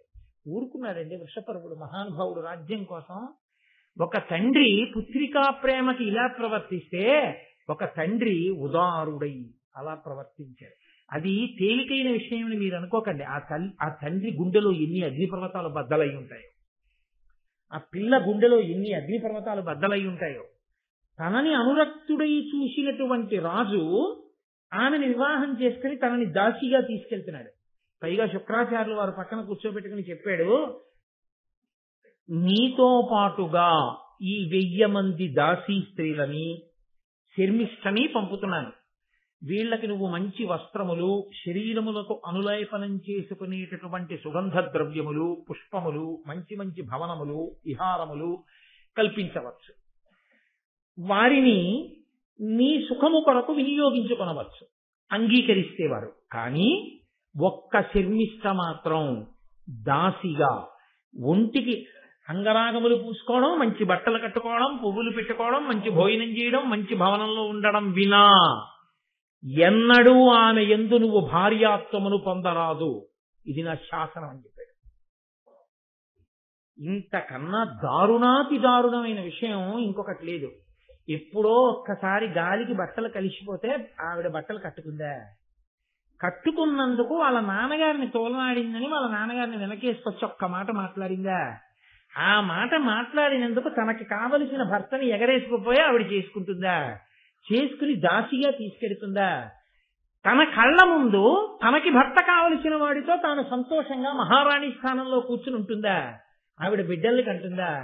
తాను మోడువారిపోయి దాస్యం చేస్తూ అలా ఉండిపోవాలా? ఎంత బాధాకరమైన విషయం అండి! ఎంత అహంకారం అండి దేవయానిది! ఏ కారణం చేత దేవయానిని వెనకేసుకొస్తారు మీరు భారతంలో? అది అమాయకత్వమైన అర్థం లేని అమాయకత్వం. అది హర్షించరాని అమాయకత్వం, దిద్దవలసిన అమాయకత్వం. తప్ప అమాయకత్వం అన్న ముసుగులో చేయవలసినటువంటి అపచారం అది కాదు. ఎవరు దిద్దాలో ఆ శుక్రుడు దిద్దలేదు. ఇప్పుడు దిద్దవలసిన వాడు ఎవరైనా ఉంటే భర్తృస్థానంలో ఉన్నటువంటి యయాతి దిద్దాలి. ఎందుకంటే ఆయనకి ఇప్పుడు అధికారం ఉంది కాబట్టి ఆవిడ్ని తీసుకుని వెళ్ళిపోయాడు. ఆయన మహానుభావుడు, ధర్మాత్ముడు. ఆమెతో కలిసి చాలా సంతోషంగా కాలం గడుపుతున్నాడు. ఈ మిగిలినటువంటి శర్మిష్టని 1000 మంది కాంతల్ని తీసుకెళ్లి ఒక అశోకవనంలోని హర్మ్యంలో ఉంచారు. వాళ్ళు పాపం ఈవిడికి దాసి ఇప్పని చేస్తున్నారు. ఆవిడ చాలా సంతోషంగా ఉంది. 2 కోరికలు తీరుతున్నాయి. తాను యయాతికి భార్య అయింది, సంతోషంగా ఉంది, మహారాణి అయింది. అహంకారానికి అధికారం కూడా చేరింది. పక్కన అగ్నికి వాయువు తోడైనట్టే తన కళ్ళ ముందు శర్మిష్ట అలా కుమిలిపోతోంది. ఎప్పుడు ఒక్క మాట ఎంత గుర్తు పెట్టుకుందో చూడండి. అలా గుర్తు పెట్టుకుని పగ తీర్చుకునే లక్షణం ఎవరిదో తెలుసా అండి? అహంకారగ్రస్తులది. అహంకారం లేనివాడు ఇవాళ ఓ మాట అన్నా రేపే మర్చి అసలు అంతా గుర్తుండదు. మళ్ళీ వెంటనే ఆ ప్రేమ పొంగి వచ్చేస్తుంది, ఇది కొట్టుకుపోతుంది. అది లేని చోట అహంకారం అలా నిలబడిపోయి ఉండిపోతుంది. కాబట్టి కొంతకాలం అయిపోయిన తర్వాత ఆ దేవయానికి యయాతి మహారాజు వల్ల యదువు తుర్వసుడు అని 2 కుమారులు కలిగారు. శర్మిష్ట ఈ దేవయాని వివాహం చేసుకోవడం, సంతోషంగా ఉండడం, 2 కొడుకులు పుట్టడం, 2 కొడుకులకు తల్లి అవ్వడం, భర్తతో కలిసి సంతోషంగా కాలం గడుపుతూ ఉండడం, ఆ మహారాజ్ఞి అధికారం, ఇవన్నీ చూసి ఒకరోజు బాధపడుతూ ఏడుస్తూ తనలో తాను అనుకుంది, పతిపడసి సుతులబడయ్యగా అతివలు కోరుదురు, కోరినట్టుల తనకున్ పతిపడసి సుతులబడసెను, సతులీ భార్గవికి భాగ్య సంపదనయే. లోకంలో ఏ ఆడదైనా ఏం కోరుకుంటుందంటే తన మనసు తెలుసుకున్నటువంటి మంచి భర్త రావాలి అని కోరుకుంటుంది. కేవలము భర్తృస్థానం ఒక్కటే పూరింపబడితే సరిపోదు. అమ్మా అని పిలిపించుకోవడమే పరిపూర్ణత అని అనుకుంటుంది. ఈ భార్గవి భృగువంశంలో పుట్టిన శుక్రాచార్యుల వారి కూతురు ఒక మంచి పురుషుడికి భార్య అయింది. చక్కటి బిడ్డల్ని కలిగి అమ్మా అని తీసుకుంది. ఈమె ధన్యురాలు. నేను మోడువారిపోయిన జీవితం ఉన్నదాన్ని, నాకు భర్త లేడు, బిడ్డలు లేడు, కాబట్టి నా జీవితం ఇలా మోడువారిపోయి అంతరించిపోవలసింది. కానీ లోకంలో ఎవరికైనా అలా ఉండాలని కోరుకుంటుందిగా అనుకో. కొంతకాలం అయిపోయిన తర్వాత ఇప్పుడు ఎవరి మనసులోనైనా ఒక బాధ, ఒక ఆర్తి అన్నది ఉంటుంది కదండి. కానీ దాన్ని ధర్మబద్ధం చేసింది శర్మిష్ఠ. ఆవిడనుకుంది, ఈ రాజునందు నా హృదయంబు తవిలి ఎప్పుడు నుండు నన్నీతడు గరము కారుణ్యమున ప్రీతి కలుగయట్లు సూచు, కమలాక్షి భార్గవ కన్యత నెట్లు కోరి ఈతని తనకును పతి చేసుకొనియే అటుల ఏను కోరి లోకైక భార దురంధరుడు పరహితుడు ధర్మపరుడు నహుషాత్మజుడు అతని పతి చేసుకుందు. కోరి యయాతి దేవయానికి భర్త అయ్యాడా? దేవయాని కోరి యయాతిని భర్తని చేసుకుందా? దేవయాని భర్తని చేసుకుంది. నిజానికి నా మనసు ఆయన యందు నిలబడింది, ఆయన మనసు కూడా నా యందు నిలబడింది. మధ్యలో అడ్డొచ్చింది ఎవరైనా ఉంటే దేవయాని శుక్రాచార్యుల వారు. ఆమె తనంత తాను భర్తని పొందచ్చా, నేను మాత్రం పొందకూడదా? తన మాట విని నేను ఇలా మూడువారిపోవాలా? ఏది నేనెందుకు ఉండిపోవాలి? కాబట్టి నేను కూడా కేవలం ఏదో ఆవిడ భర్తని నా భర్తని చేసుకోవడం నా ఉద్దేశ్యం కాదు. నా యందు అనురక్తుడు కనుక, నా జీవితం పండాలి కనుక, నాకు అమ్మతనం మిగలాలి కనుక ఆ యయాతికి భార్యనై సంతానాన్ని పొందుతాడు. అందులో దోషం లేదు కాబట్టి, ధర్మ విరుద్ధం కాదు కాబట్టి. ఈవిడ వరకు ధర్మం తప్పడం ఎక్కడుందండి? అందులో ధర్మం తప్పడం లేదు. రాసకన్య రాజుని కోరుకుంది. దక్షిణ నాయకత్వంలో రాజులు ఒకరికన్నా ఎక్కువ మంది భార్యల్ని స్వీకరిస్తారు. ఆమె యందు అనురక్తుడు అని ఆమెకి తెలుసు. ఈమె మనసు ఆమె ఎందున్నది అన్న విషయం చెప్పడానికి ఆవిడ తప్ప మనకు అధికారం లేదు. ఆవిడ చెప్తుంది ఆ విషయం. కాబట్టి ఇప్పుడు శర్మిష్ఠకి ధర్మం లేదు అని అనడానికి వీలు లేదు. కాబట్టి ఒకనాడు ఈ యయాతి మహారాజు ఏదో అలా విహారం చేస్తూ అశోకవనంలోకి వచ్చాడు. ఆ శర్మిష్ఠ కనపడింది. ఆవిడంది, రాజా అని పిలవలేదు, యయాతి అని పిలవలేదు, ప్రియా అని పిలవలేదు. నీలగళోపమాన కమనీయ గుణోన్నతి చెప్పజాలు నన్నేలిన దేవయానికి నరేశ్వర భర్తవు కాన, నాకున్పోలక భర్తవీవా ఇది భూనత ధర్మపదంబు, నిక్కువం ఆ ఆ ఆలును దాసియున్ సుతుడు అన్నవి వాయని ధర్మముల్ మహిన్. మహానుభావా, నేను నీకొక విషయం చెప్తాను విను. నీలగలోపమాన, నల్లని కంఠమున్న పరమేశ్వరుడు ఎటువంటి వాడో అటువంటి వాడితో సమానమైన వాడా అనిపించింది. అది అలా పిలవడమే మధ్యలో. అంటే కంఠంలో విషం పెట్టుకున్నటువంటి పరమేశ్వరుడు లోక కళ్యాణం కోసం కంఠంలో విషం పెట్టుకున్నాడు. అది బాధాకరమే ఆయనకి. బాధాకరమైన లోకం కోసం ఆ భారం వహించి ఆయన నీలకంఠుడు అని బిరుదు పొందాడు. నిజానికి నీకు దేవయానికన్నా నన్ను భార్యని చేసుకోవాలనే నీ మనసులో కోరిక. కానీ శుక్రాచార్యుల వారి మాట కాదంటే ఇబ్బందులు వస్తాయని నీవు ఆమెని భార్యాస్థానంలో కూర్చోబెట్టుకుని ఎదురుగుండా నేను కనపడుతున్నా ధర్మానికి కట్టుబడి నేను నీ యందు అనురక్తనని తెలిసున్నా ధర్మమన్న గీత దాటకుండా అలాగే ఆ బాధని నిలదొక్కుని నన్ను భార్యాస్థానంలోకి తీసుకోకుండా నిలబడిపోయినటువంటి నీవు దుఃఖమును గుండెల్లో పెట్టుకున్నావు, శివుడు హాలాహలాన్ని కంఠంలో పెట్టుకున్నట్టు. కాబట్టి నీలగలోపమాన, నీతో నేను ఒక ధర్మం చెప్తాను. లోకంలో ఒక వస్తువు ఒకరి అయితే ఆ వస్తువుతో కూడి వచ్చినవి కూడా ఆ యజమానికే చెందుతాయి. నేను ఓ ఉంగరం కొనుక్కున్నాను అనుకోండి, ఓ బంగారం కొట్టుకెళ్ళి ఆయన ఆ ఉంగరం బరువు చూచాడు, దానికి విలువ కట్టాడు, నేను డబ్బు కట్టేశాను, బిల్లు ఇచ్చేశాడు, ఉంగరం ఇచ్చేయడు కదా చేతికి. దాన్ని ఓ మెత్తటి పెట్టెలో ఉంగరం పట్టడానికి వీలైన గాడిలోకి ఆ ఉంగరాన్ని దింపి, అవునో ఇందులో పెట్టారు సుమా అనసారి నాకు చూపించి తక్కువ మూసుకునేటటువంటి మూత మూసేసి దాన్ని కవర్లో పెట్టి దానికి 2 పిన్నులు కొట్టి తీసుకెళ్ళండి, శుభం భూయాత్, మళ్ళీ మళ్ళీ వస్తుండాలి మీరు మా కొట్టుకి అంటే. ఇప్పుడు నేను ఆ ఉంగరాన్ని బీరువాలో పెట్టుకుని మళ్ళీ రేపు పొద్దున మోటార్ సైకిల్ వేసుకుని ఈ పెట్టే కవరు పట్టుకెళ్ళి ఆయనకి ఇచ్చేస్తానంటే ఎర్రకాయతం. అదేంటంటే ఎందుకు పట్టుకొచ్చారని అనుకోండి, ఉంగరం ఒకటే కొనుక్కున్నాను కదా మహాశయ, ఇవన్నీ నేను పుచ్చుకోకూడదు కదా, అందులో ఇచ్చేద్దామని వచ్చానంటానా? ఉంగరం ఒకటే నేను కొనుక్కున్నా, ఉంగరంతో పాటు వచ్చిన ఇవన్నీ కూడా నావే. అలా యజమానురాలు వెంట వచ్చినటువంటి దాసులమైనటువంటి మేమందరం కూడా నీకే చెందిన వారము. కాబట్టి ఆమె నీకు భార్య అయితే నేను కూడా నీకు భార్యనైనట్టే. కాబట్టి మహారాజా, ఇది ధర్మబద్ధమైన కోరికే. నేను కన్యని, నీవు క్షత్రియుడవు, మహారాజువు, దక్షిణ నాయకత్వం ఉన్నవాడవు. కాబట్టి నేను పక్కన మహారాజ్ఞీ స్థానంలో కూర్చోబెట్టమని కాని, సింహాసనం మీద కూర్చోబెట్టమని కాని, పత్ని స్థానం ఇమ్మని కాని, యజ్ఞం చేసేటప్పుడు నన్ను పక్కన కూర్చోబెట్టుకోమని కాని నేను ఈ కోరికలు కోరను.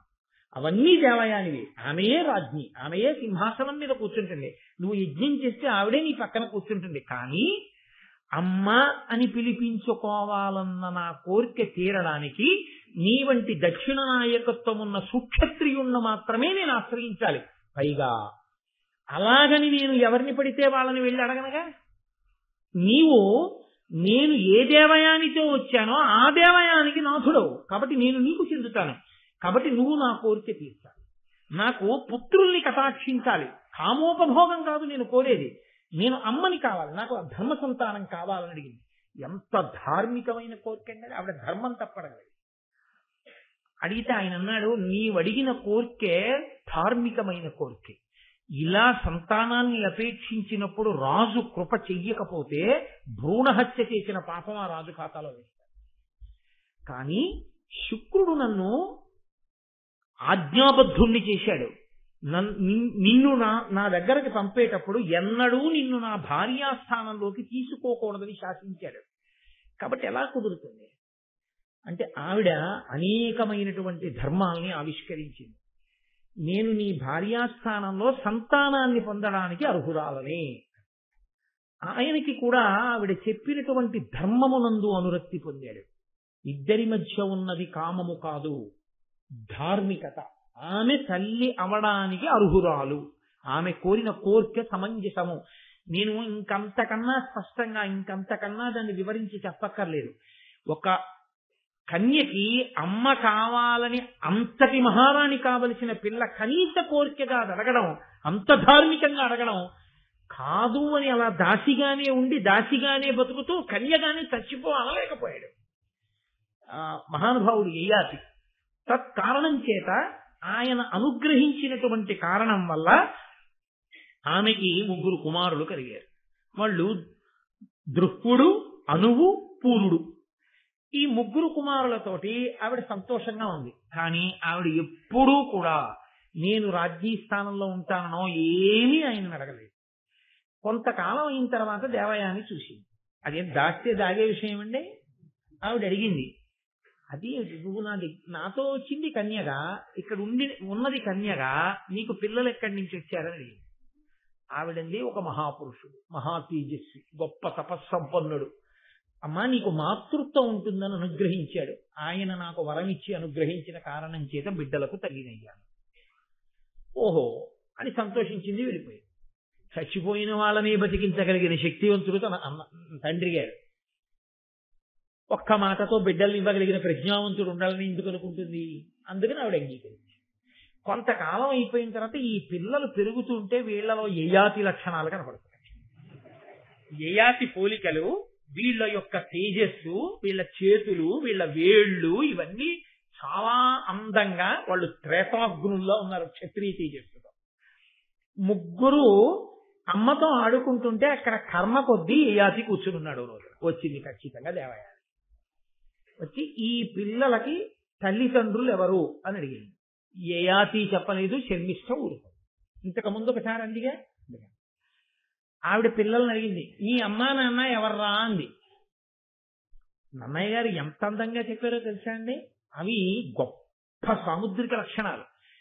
పొడుగ్గా ఉన్నటువంటి ఆ వేళ్లని ఇలా చాపి వాళ్ళు యయాతిని శర్మిష్ఠని చూపించారు. అంతే. ఉత్తర క్షణం ఆవిడ రథం ఎక్కి శుక్రాచార్య వారి దగ్గరికి వెళ్ళిపోయింది. పాపం యయాతి వెళ్ళి శుక్రాచార్యుల వారితో ఏం చెప్తుందో, ఆ శుక్రాచార్యుల వారు పుత్రికా ప్రీతితో ఏమంటాడో అని భయపడి ఈయన వెనక రథం వేసుకుని ఈయన వెళ్ళాడు.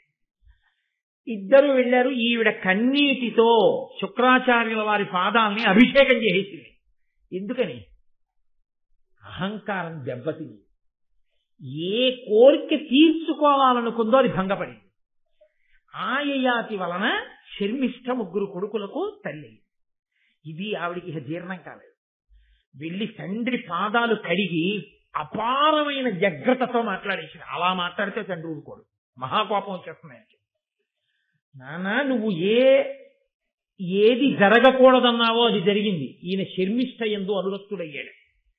కాబట్టి ఎంత అన్యాయం చేశాడో చూసావా నాన్న అని ఏడిచింది. పిల్ల అలా బావురుమంటే ఏ తండ్రి మనసు భగ్గుమందండి. ఇప్పుడు గబుక్కుని ఉచితానుచితములు మరిచిపోయి, అంత కోపంలో ఇలా అనొచ్చా అన్నది మరిచిపోయి, గభాలన తన నోటి వెంట శుక్రాచార్యుల వారు ఒక మాట అనేశాడు. నా కూతుర్ని బాధ పెట్టావు కనుక నీవు వృద్ధుడవగుదవుగాక. ఈ క్షణంలోనే పరమ వృద్ధుడివైపోతావు.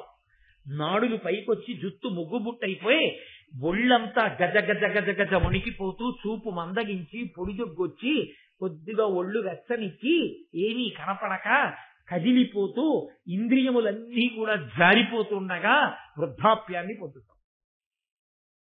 ఏమనలేదు దేవయాని. అయ్య బాబాయ్ నాన్నగారండి అదేంటండి అంత శాపం ఇచ్చారు. ఆయన అటువంటి శాపాన్ని పొందితే ఈవిడికి మాత్రం బాధ కాదండి. కానీ ఆవిడ బాధ పొందలేదు. ఎందుకో తెలుసా? ఇప్పుడు శర్మిష్ఠ కూడా సంతోషించడానికి వీలు. ఇది ఆవిడ బాధ. ఇప్పుడు ఈయనకి వృద్ధాప్యం వస్తే వచ్చింది. ఇప్పుడు శర్మిష్ఠ ఏడవాలి. తను ఏడిచినా పర్వాలేదు. ఎంత క్రౌర్యమో, ఎంత పగో, ఎంత అభిజాత్యం, ఎంత అహంకారం దెబ్బతింటే తట్టుకోలేని స్థితో. ఇది అన్న తర్వాత యయాతి చాలా చాలా తెలివైన వాడని చెప్పాలి ఆయన అన్న ఒక్క వాక్యానికి. మీరు జాగ్రత్తగా వినండి, నేను మళ్ళీ అనను ఆ వాక్యాన్ని. అందుకని మీరు ఒక్క మాటే వినవలసి ఉంటుంది ఆ వాక్యాన్ని. నేను 10 మాటల వాక్యం అనక్కర్లేదు, ఒక్క మారే నేను అంటాను. దాన్ని బట్టి వెంటనే శుక్రుడి మనసు ఎందుకు కలుగుతుందో మీరు అర్థం చేసుకోవాలి. యయాతి ఆయన పాదములు పట్టుకుని అన్నాడు, నాకు ఇంకా నీ కుమార్తె యందు ఇంద్రియ చాపల్యము విడవలేదు, నీవు నన్ను వృద్ధుడవు కమ్మని శపించావు. దీనికి మళ్ళీ దేవయాని సంతోషపడిపోయింది. అహంకారం కదండి. నేను ఒక్క మారే అంటానని చెప్పాను ఆ వాక్యాన్ని. ఎందుకంటే అటువంటి 10 మాటలు స్వభావకంగా అనక్కర్లా. ప్రాజ్ఞను మీ అందరూ పరిశీలించగలరు. కాబట్టి వెంటనే శుక్రాచార్యులు వారు అన్నారు, అప్పుడు దేవయాని సంతోషించడం గమనించి ఓహో ఇతనికి మళ్ళీ యవ్వనం ఇవ్వాలి, ఎలా వృద్ధుడైపోవాలన్నాడుగా, అందుకనన్నాడు శర్మిష్ఠ వలన 3 కుమారులు ఉన్నారు, దేవయాని వలన 2 కుమారులు ఉన్నారు.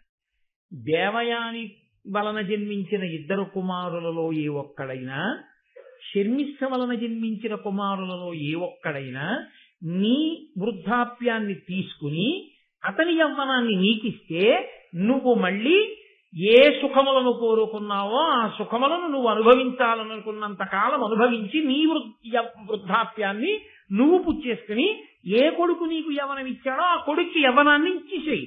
ఆ రోజుల్లో వాళ్ళకున్న తపస్సు చేత సాధ్యమయ్యేది. ఏమి ఇప్పుడు చచ్చిపోయిన వాడికి అన్ను తీసి బతికున్న వాడికి పెడితే సాధ్యమైందా? ఆ రోజున ఎందుకు సాధ్యం కాదని మీరు అనుకుంటున్నారు? ఆ రోజు తపస్సుకని సాధ్యమైంది. ఆ రోజు దేవతలే వచ్చి ఎదురుగుండా కూర్చునేవారు అగ్నిహోత్రం దగ్గర హవిస్సు తినడానికి. కాబట్టి ఈ మాట అని శుక్రాచార్యుల వారి నోటి వెంట వేరొక మాట వచ్చేసింది. అది కదలిక. ఎవరు ధర్మమునకు కట్టుబడ్డారో చిట్ట చివర గెలవవలసిందే. ఆయన అన్నాడు, ఏ కొడుకు నీ వృద్ధాప్యాన్ని పుచ్చుకోవడానికి ఇష్టపడతాడో ఆ కొడుకే నువ్వు రాజ్యాన్ని కూడా నీ తదనంతరము ఇయ్యి. అప్పటికి మహారాజ్ఞిగా ఉంది, కానీ తర్వాత రాజమాత ఎవరవ్వాలో, తర్వాత రాజ్యం ఏ వంశానికి వెళ్ళిపోవాలో, ఇప్పుడు శర్మిష్ఠ కుమారులు ముందుకొస్తారో దేవయాని కుమారులు ముందుకొస్తారో అన్నదాన్ని బట్టి ఉంటుంది. తనకే ఒకరు చెప్తే మాట వినే లక్షణం లేని తన కొడుకులకు ఉంటుందా? దేవయాని చెప్తే వింటారా? ఇప్పుడు నాన్నగారు నా కూతురు దాసిగా వెళ్ళిపోతుంది అంటే విన్న కూతురు ఎవరుందో ఆ కూతురు కొడుకుల్లోనే ఎవరో వినాల్సి ఉంటుంది. మాట వినే తత్వం నీకోటి ఉంటే నీ పిల్లలకు ఉంటుంది, నీకే లేని నీ పిల్లలకి ఎక్కడి నుంచి ఉంటుంది? ఒకవేళ నువ్వు వెళ్ళి చెప్పినా ఊరుకుందరు మీరు పెద్ద మాట విన్నట్టు. మీరు ఎన్ని మాటలు అహంకారంతో నాన్నగారు ఎన్ని మాటలు మాట్లాడారు, ఏట్రా వాడు మన అంటారా అనేవారు. ఇప్పుడు నేనంటే తప్పు వచ్చిందా అని అనుకోండి, అప్పుడు మీరేమంటారు ఇంక పిల్లలతో? అప్పుడు ఇంక తండ్రికి అనడానికి ఏముండదు. అందుకే శాస్త్రంలో ఏమంటారంటే కొడుకుకి తండ్రి నోరు విప్పి ధర్మమును చెప్పరాదు. అసలు కొడుకుకి ఎప్పుడు ఏ భయం ఉండాలంటే, నాన్నగారండి మా ఇద్దరిని ఆశీర్వదించండి అని కోడల్ని తీసుకుని వచ్చేస్తాడేమో స్వతంత్రంగా అన్న భయం తండ్రికి ఉండక్కర్లేదు. ఎందుకు ఉండక్కర్లేదో తెలుసా? అసలు నాన్నగారి జీవితం ఒకటి ధర్మబద్ధం అయితే మా నాన్నగారు ఇలాంటిది ఒప్పుకుంటారా అన్న ఆలోచన కలిగిన ఉత్తర క్షణంలో కొడుకటువంటి దుడుకు పని చెయ్యడు. దోషం అది కూడా దాటిపోతే అప్పుడు తల్లిదండ్రుల ప్రారంభం అనుకోవాల్సి ఉంటుంది. కాబట్టి ఇప్పుడు తాను వినలేదు ఎప్పుడు మాట, ఇప్పుడు ఎలా వింటారు దేవయాని పిల్లలు? సంతోషించాడు, భార్యతో కలిసి ఇంటికి వెళ్ళాడు, 5గురిని పిలిచాడు. పిలిచి, ఒరే నాయనా, మీ తాతగారు నాకు శాపవాక్కు విడిచిపెట్టాడు, భూసురులాదిగ గల జనులీసుర సేవించిరేమి, నాకు ఈ వృద్ధాప్యం అకారణంగా వస్తుంది అని నాకు శాపం ఇచ్చాడు. అందుచేత నాకు అకారణంగా వృద్ధాప్యం వచ్చేసింది. దానితో పాటు ఒక విసులుబాటు ఇచ్చాడు. మీలో ఎవరైనా నా వృద్ధాప్యాన్ని పుచ్చుకొని మీ యవ్వనం నాకు ఇవ్వండి, నేను కొన్నాళ్లు భోగాలు అనుభవించి విరక్తి కలిగిన తర్వాత మీకు మళ్ళీ యవ్వనం ఇచ్చేసి నా వృద్ధాప్యం పుచ్చేసుకుంటా. అలా ఎవరు ఇస్తారో వాళ్ళకి రాజ్యం ఇద్దాం అనుకుంటున్నానన్న మాట మాత్రం పైకి చెప్పలేదు. చెప్పకుండా ఎవరైనా పుచ్చుకుంటారా అని అడిగాడు. ముందు దేవయాని యొక్క పిల్లల్ని పిలిచి, మొదట పుట్టినవాడు కాబట్టి యదువుని అడిగాడు, ఎరా పుచ్చుకుంటావా అని. అంటే పిల్లలు అన్నారు, తగిలి జరయు రుజయు దైవవశంబుననయ్యనేని వాని అనుభవింతుగాక ఎరిగి ఎరిగి కడగి హరింటి చేకొందురయ్యా ఎట్టి కుమతులైనా. లోకంలో ఎవరికైనా వృద్ధాప్యం వచ్చినా అనారోగ్యం వచ్చినా ఎవరికి వచ్చిందో వాడు అనుభవించాలి. అంతేకాని లోకంలో ఎవరికో ముసల్తనం వచ్చేస్తే నాకు ఇచ్చేయని వేస్తారు అని గుర్చేసుకుని వీడికున్న యవనం వాడికి ఇస్తాడా? వాడెవడికో జబ్బు వస్తే వాడు అనుభవించాలి. అంతేగాని మీ జబ్బు నాకు ఇవ్వండి అని చెప్పి వాడి దగ్గర జబ్బు వీడు పుచ్చుకుంటాడా? వీడి ఆరోగ్యం వాడికి ఇస్తాడా? ఏమిన్నా పిచ్చి ప్రశ్న, మమ్మల్ని ఏమన్నా ఇమ్మంటా ఏంటి? అసలు అలా అడగకూడదు, తప్పు నాన్న. అంటే ఆయన అన్నాడు, ఒక్కొక్కడిని పిలిచి అడిగాడు, ఎదువు ఇవ్వనని చెప్పేశాడు. కాబట్టి ఆయన అన్నాడు, నీకు అసలు రాజ్యాధికారము లేకుండుగాక, నీకు నీ వంశంలో పుట్టేవాళ్ళు ఎవ్వరూ రాజ్యం చేయరు. అందుకే యాదవులు రాజ్యం చేయలేదు. కాబట్టి యదువంశమునందున్న వారికి రాజ్యాధికారము లేదు. రెండవ వాడు తుర్వసుని అడిగాడు, ఆయన అంగీకరించలేదు. దేవయాని బిడ్డలు వీళ్ళిద్దరు. అమ్మకి లేని తనం వీళ్ళకి వస్తుందా? కాబట్టి ఆయన అన్నాడు, మీకు ధర్మజ్ఞానము లేకుండుగాక, తండ్రి మాట వినడం గొప్పది అని మీకు తెలియలేదు, కాబట్టి మీకు ధర్మజ్ఞానం లేక ఆటవికులకు రాజులగుదురుగాక. శర్మిష్ఠ కొడుకుల్లో దృశ్యుణ్ణి పిలిచి అడిగాడు, నువ్వు తీసుకుంటావా? ఆయన అధిక్షేపించాడు, నీవు నా తర్వాత రాజ్యాధికారమును పొందకుందువుగాక.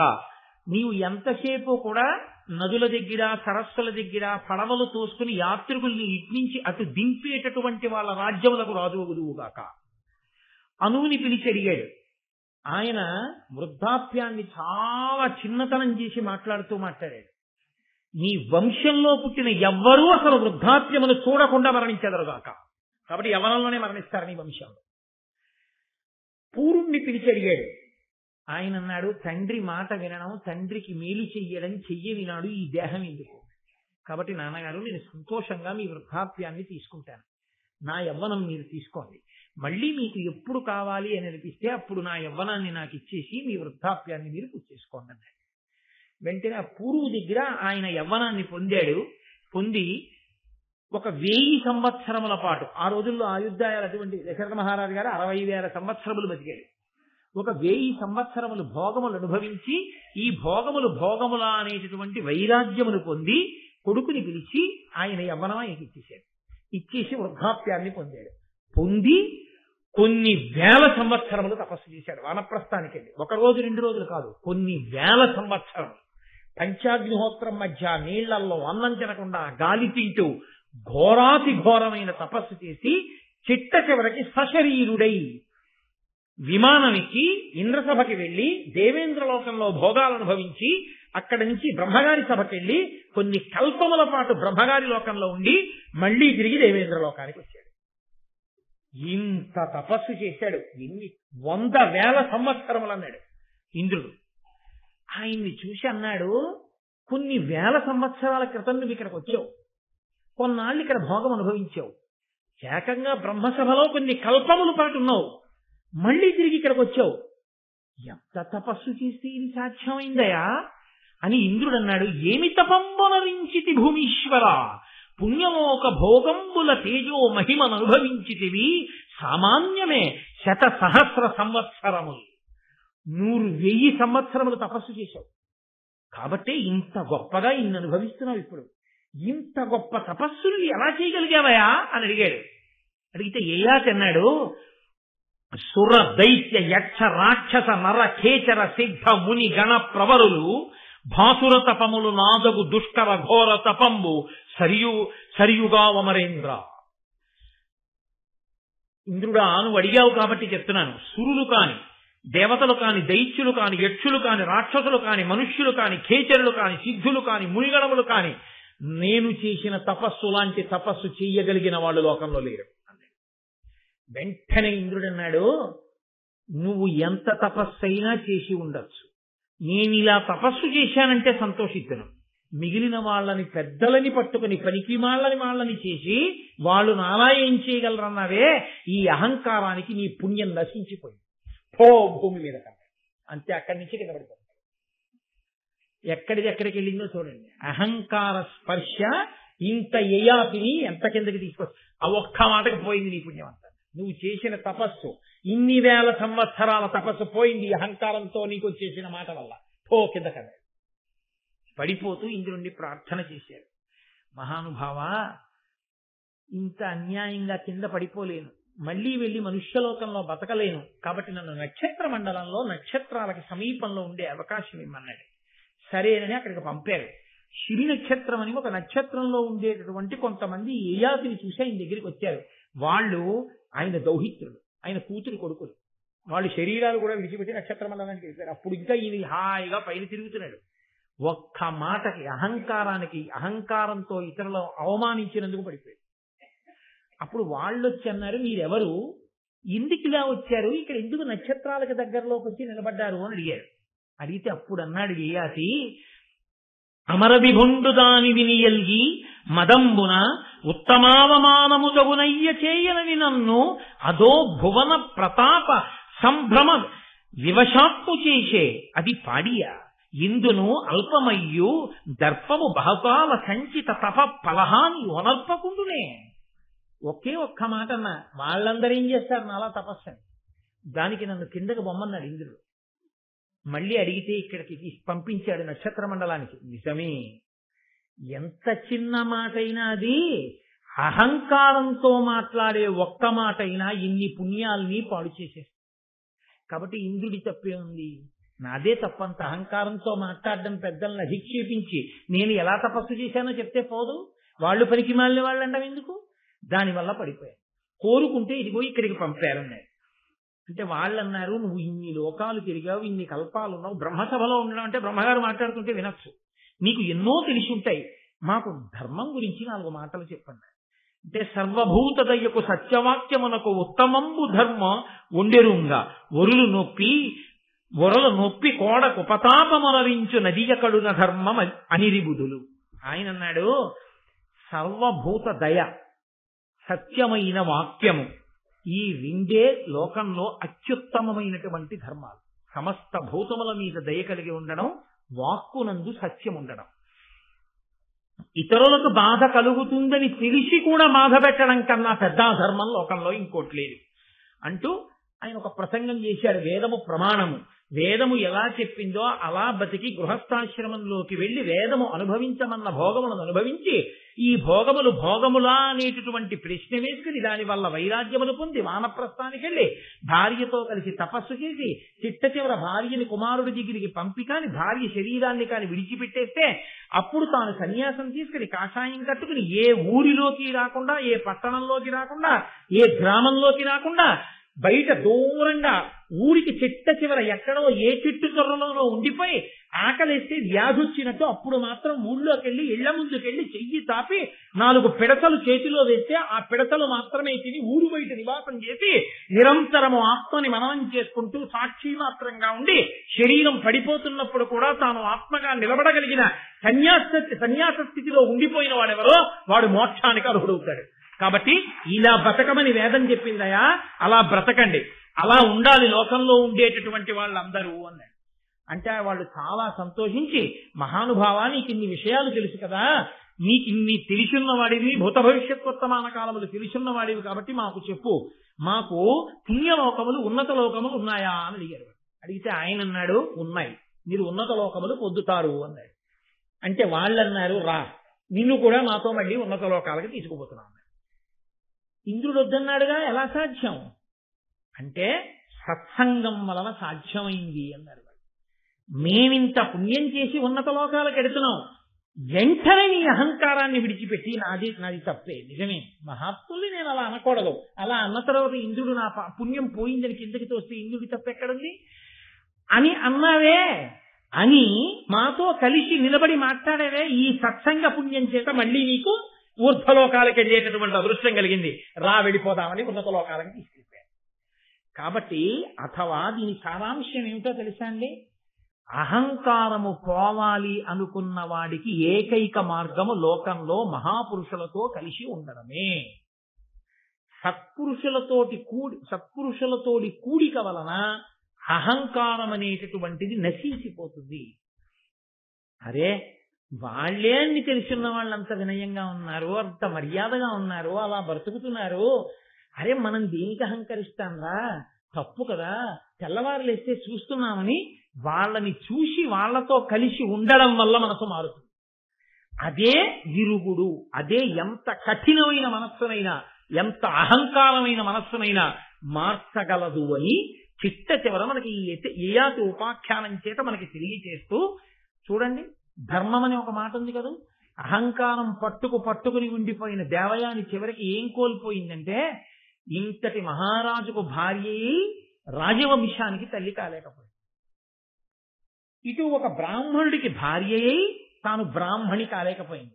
ఇంత శుక్రాచార్యుల వారికి కూతురై ఆయనకి ఒక దౌహిత్రుణ్ణి బ్రాహ్మణుణ్ణి అందించలేకపోయింది. అహంకారం పట్టుకున్న దేవయాని ఏమిటి పొందగలిగింది? అమాయకత్వం చేత, పశిచరం చేత, అయోమయం చేత, తెలియనిచనం చేత ఏదైనా కావచ్చు, కానీ తప్పు తప్పే. అహంకారమునందు నిలబడిపోవడం ఎంత ప్రమాదం దేవయానికి తెచ్చింది.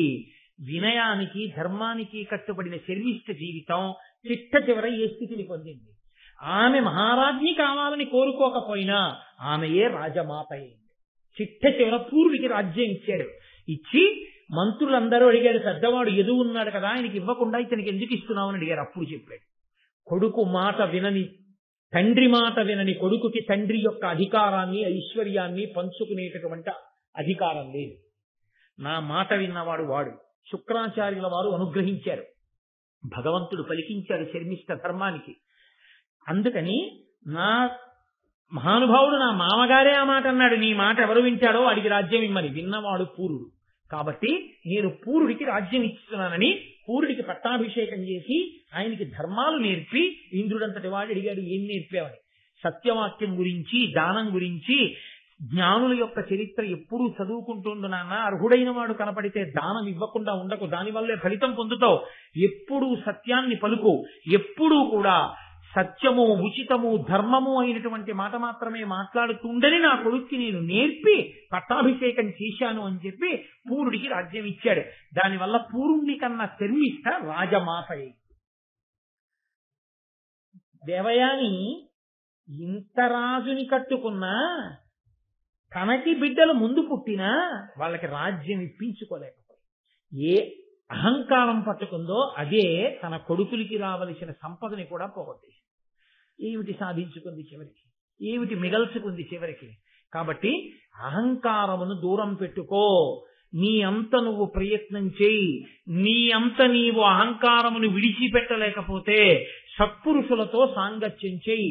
మహాత్ములతో కలిసి ఉంటే, వారి మాటలు వింటే, వారి నడవడి చూస్తే, వాళ్లే అలా బతికినప్పుడు నాకేముందని ఇంత అహంకరించాలని నీవు అహంకారమును విడిచిపెట్టగలిగిన స్థితి నీకు కలుగుతుందని ఒక దివ్యమైన ఉపదేశంతో మహానుభావుడు మన యొక్క శ్రేయస్సు కోరి వేదవ్యాసుడు భారతాంతర్గతంగా ఇస్తే నన్నయ్య గారు ఋషితల్యుడై ఆంధ్రీకరించి మనని ఉద్ధరించారు. రేపు మహోత్కృష్టమైనటువంటి ఘట్టం. అందరూ సాధారణంగా వినాలని పరితపించిపోయేటటువంటి ఘట్టం. లోకంలో భారతం అంటే ఆదిపర్వంలో తప్పకుండా వినాలని కోరుకుంటారు. కణ్వ మహర్షి శకుంతల దుష్యంతోపాఖ్యానం రేపటి రోజున